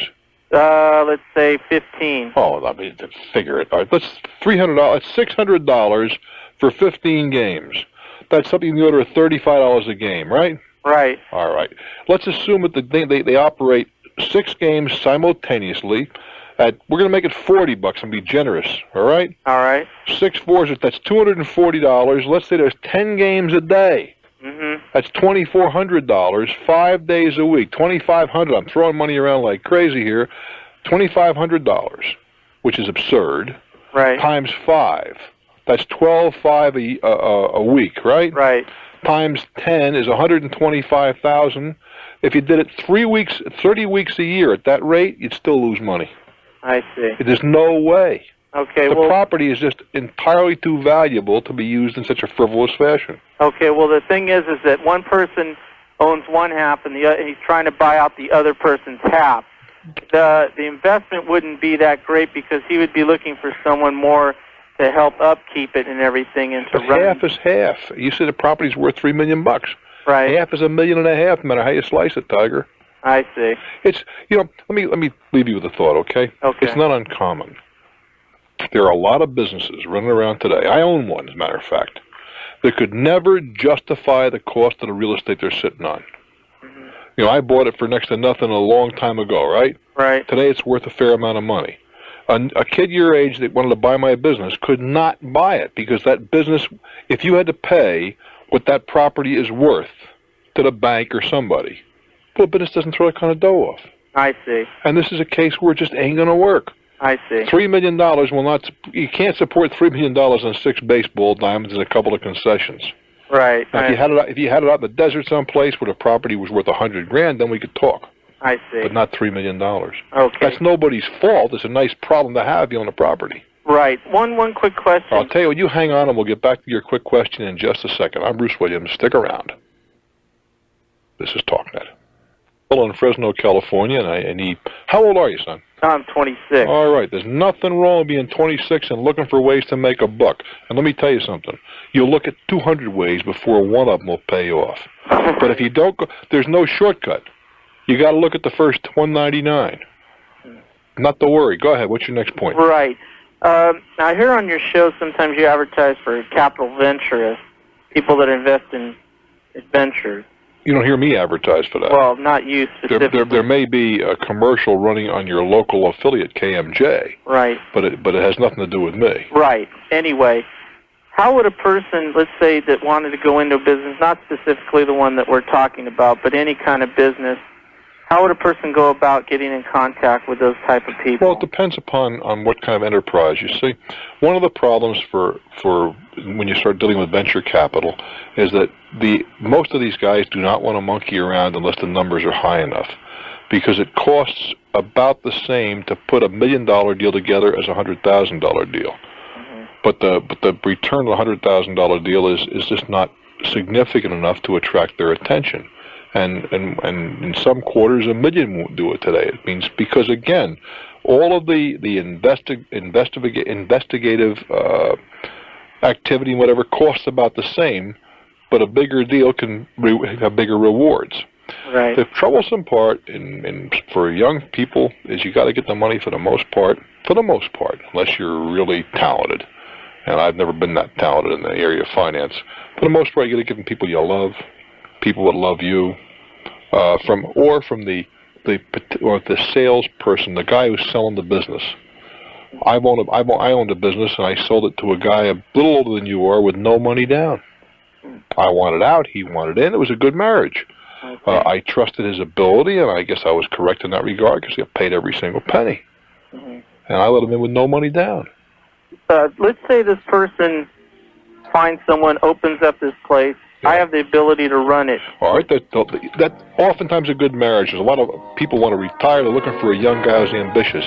Keep slugging. Keep turning the rocks over. It works. Hey, it's not easy, but give it your very best shot. You try and do what's right. I'm Bruce Williams. Keep in touch.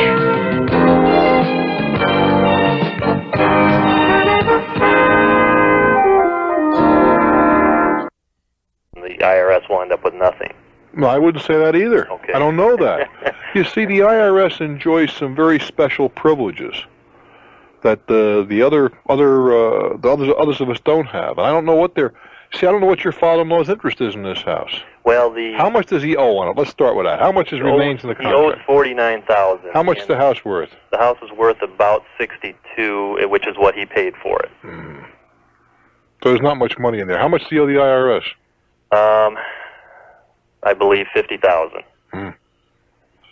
I wouldn't want to be. Your father-in-law is beyond redemption. Right. I wouldn't want to be the guy holding the land contract. I don't know how they're going to tie it up. But if you're looking to get involved with this, you're out of your tree. Okay, that's my question.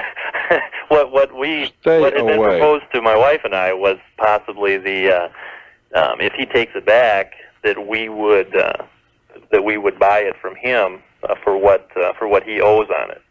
Well, you might want to do. He may or may not be willing to do that.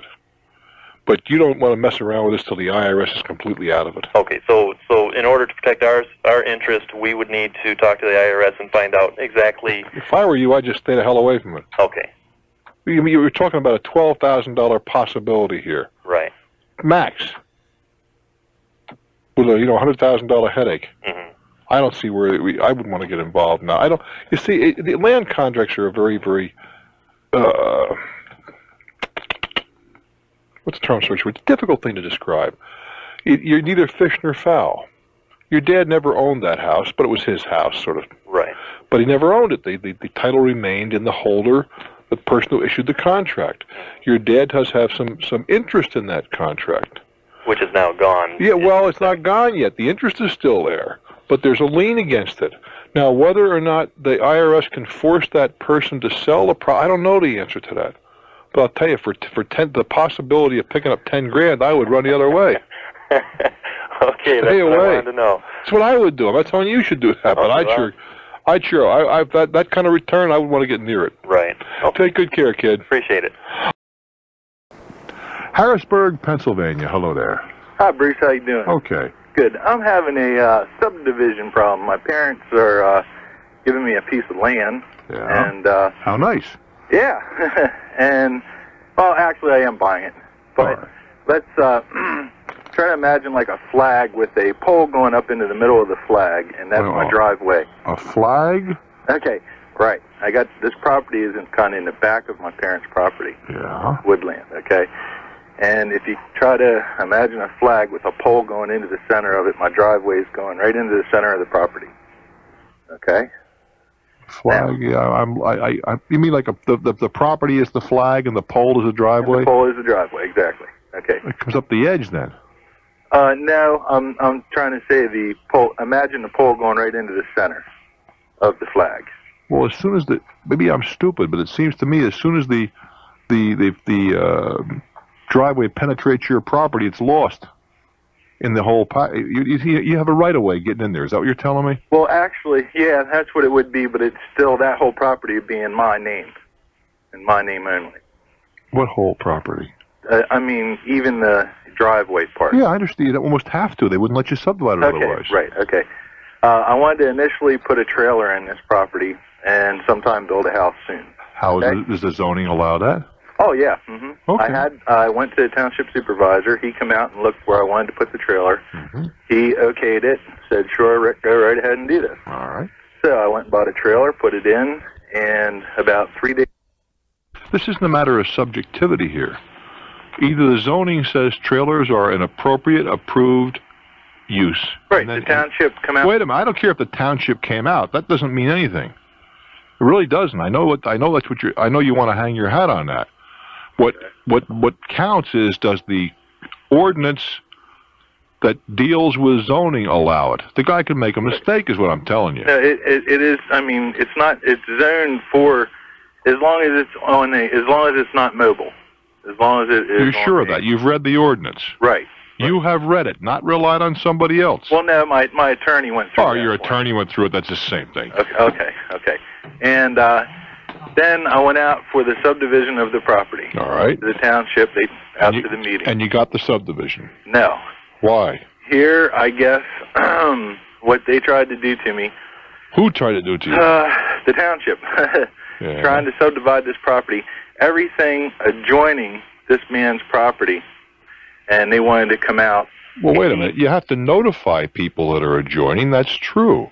Right. Well, and they have a right to come and object. That's also true. Okay. Well, but that doesn't mean they won't grant it. Right. But it's not like he stood up at the meeting and objected to it. What did he do? Here, he must have been out to them before the meeting, and they drew lines on my subdivision plans and told me anything adjoining his property has to stay in my mother's name, and everything. Well, did you have an attorney at the subdivision? No, I didn't. Well, why did you do that? What made you think you could handle that yourself? I was trying to get away with it a little cheaper there. Well, that's foolishness. Now you got to go back. You see, they can't. They just because they want to accommodate him, they can't do that. Right. What they're trying to do is move the line over further, and of course you have to keep a trailer or a house a certain distance. Here's the thing: getting a subdivision is a professional occupation, and you really ought to have an attorney handle the application. You may need an engineering study to show that the subdivision you're applying for conforms with the code. We're back to the same thing. You're not asking for a variance, right? No. Then you have to deal with the building code, the subdivision code as it exists. Right. I understand. Well, that's the end of the story. I mean, they cannot impose conditions that are not called for in the code. True. But the problem is that you don't know what the code is, and that's not a criticism. Neither would I know. Right. That's why you hire experts who do know. So I guess I am going to have to go along that line now. I would think so. But you see, what are you doing with the trailer? Well, of course, it's your mother's property, so right now the trailer's there at your mother's sufferance. Right. So, well, no, I sold the trailer now. Oh. I sold it. I mean, this has been going on for 2 years now. And now what I want to do, I want to go ahead and just build a house. I don't blame the guy for not wanting a trailer in the backyard of a $350,000 house. I don't think you do either. But, right, it's my property. That may be, but I mean, from his point of view, you're downgrading his property. Now, whether you agree with that or not, it's true, by the way. It's tough to sell a house that's worth $250,000 plus $100 next to a trailer. Yeah. Yeah, you're right there. I understand your rights, and I sympathize with him, and I'm not real big for zoning, but I can appreciate his perspective as well. He's going to do whatever he can to beat you, just as if you do whatever you can to beat him, and that's the way life is. Yeah. Yeah, I was thinking maybe if I could talk my mom into it, just signing the whole thing into my name, and then I'll go ahead and subdivide it myself. And then what can he do? What does that mean? What do you mean? You can't just subdivide it yourself. The same laws apply. Okay, but if the property is all in my name at that point, yeah. Okay, then they can't say nothing about that. Of course they can.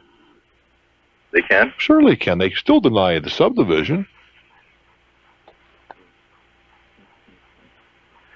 Do you understand? Okay. Do you understand what I'm saying? Yeah, I do. I see where you're coming from somewhat. I mean, being a... I'm not saying it's right or wrong. We're dealing in reality. They can deny, and you can go to appeal and win, but who needs that Mickey Mouse? That's true. Do yourself a favor and get yourself a lawyer to let him represent you in the matter, and have the appropriate plats drawn up. Make certain they conform with the zoning or the subdivision ordinance as it is in your community. Right. It's very difficult to turn a thing down.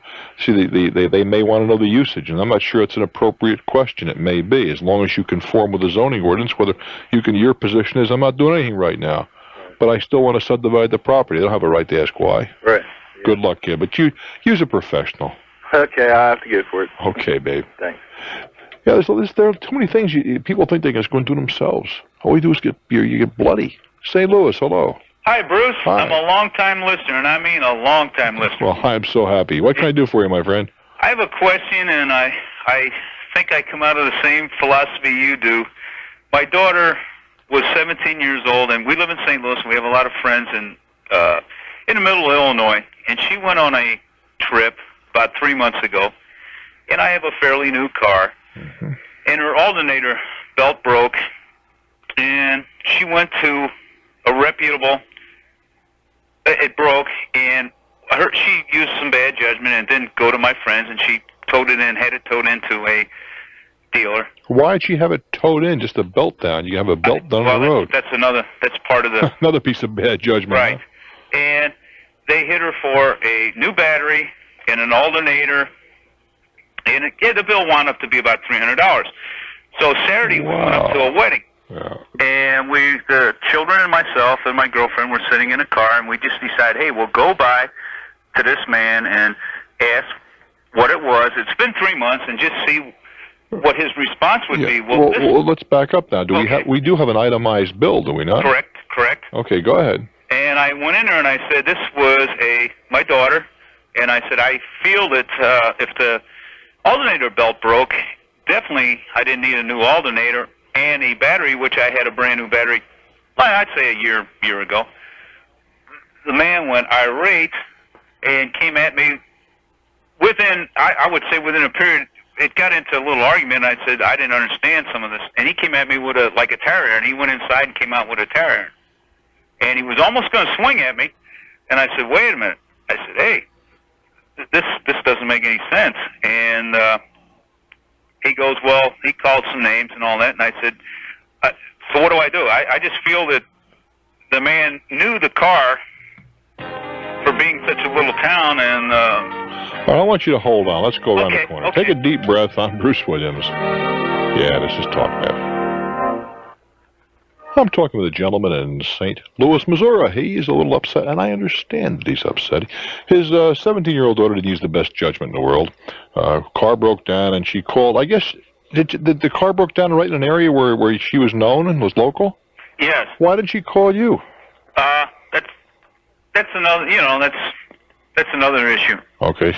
But, so you know what I'm saying is... Wait a minute. So I'm just trying to get a scene setter for people that may have joined us. Oh, okay. So that what he did with the daughter went out and she had it was a broken alternator belt, had the car towed to, I guess, to a shop of some kind. A brand name. Well, you said reputable. See, we don't know if he's reputable or not. A major tire manufacturer. Oh, a shop. Correct. And they put a new battery in, an alternator belt, and charged her and a new alternator. And a new alternator. Correct. And charged her $300. Did they give you the old parts? No.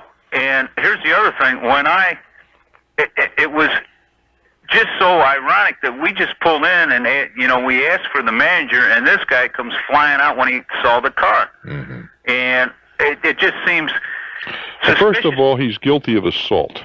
Correct. Not battery, assault. When he came after you with a tire iron, that's assault. Okay. That's assault, and you can file charges against him if you choose to. You can also, you see, most reputable, close quote, right, repair people will give you, or at least they give you the option of getting the old parts. Correct. Did they offer that to your daughter? Not that I know. But no. You don't know. But and one of the things, it's a little town, and I would say it's a town of about 7,000, and I said, hey, we're on our way to a wedding, and I'm going to announce to the 400 people that are here that and I did say that you're a ripoff, and this guy then he really got wild, and the whole mechanics came out. All the mechanics came out, and then he was going to go after my girlfriend. What for? Because she got out and she saw these people coming out. Well, but they didn't, though. Yeah, they did. They came out. I mean, there was violence in it. Nobody laid a glove on you, though, right? Correct. But what I would like to know is, can I write a letter like I would assume that the town newspaper, I was going to write to them. They're not going to print that. Right, because they probably advertise in it. No, that's not.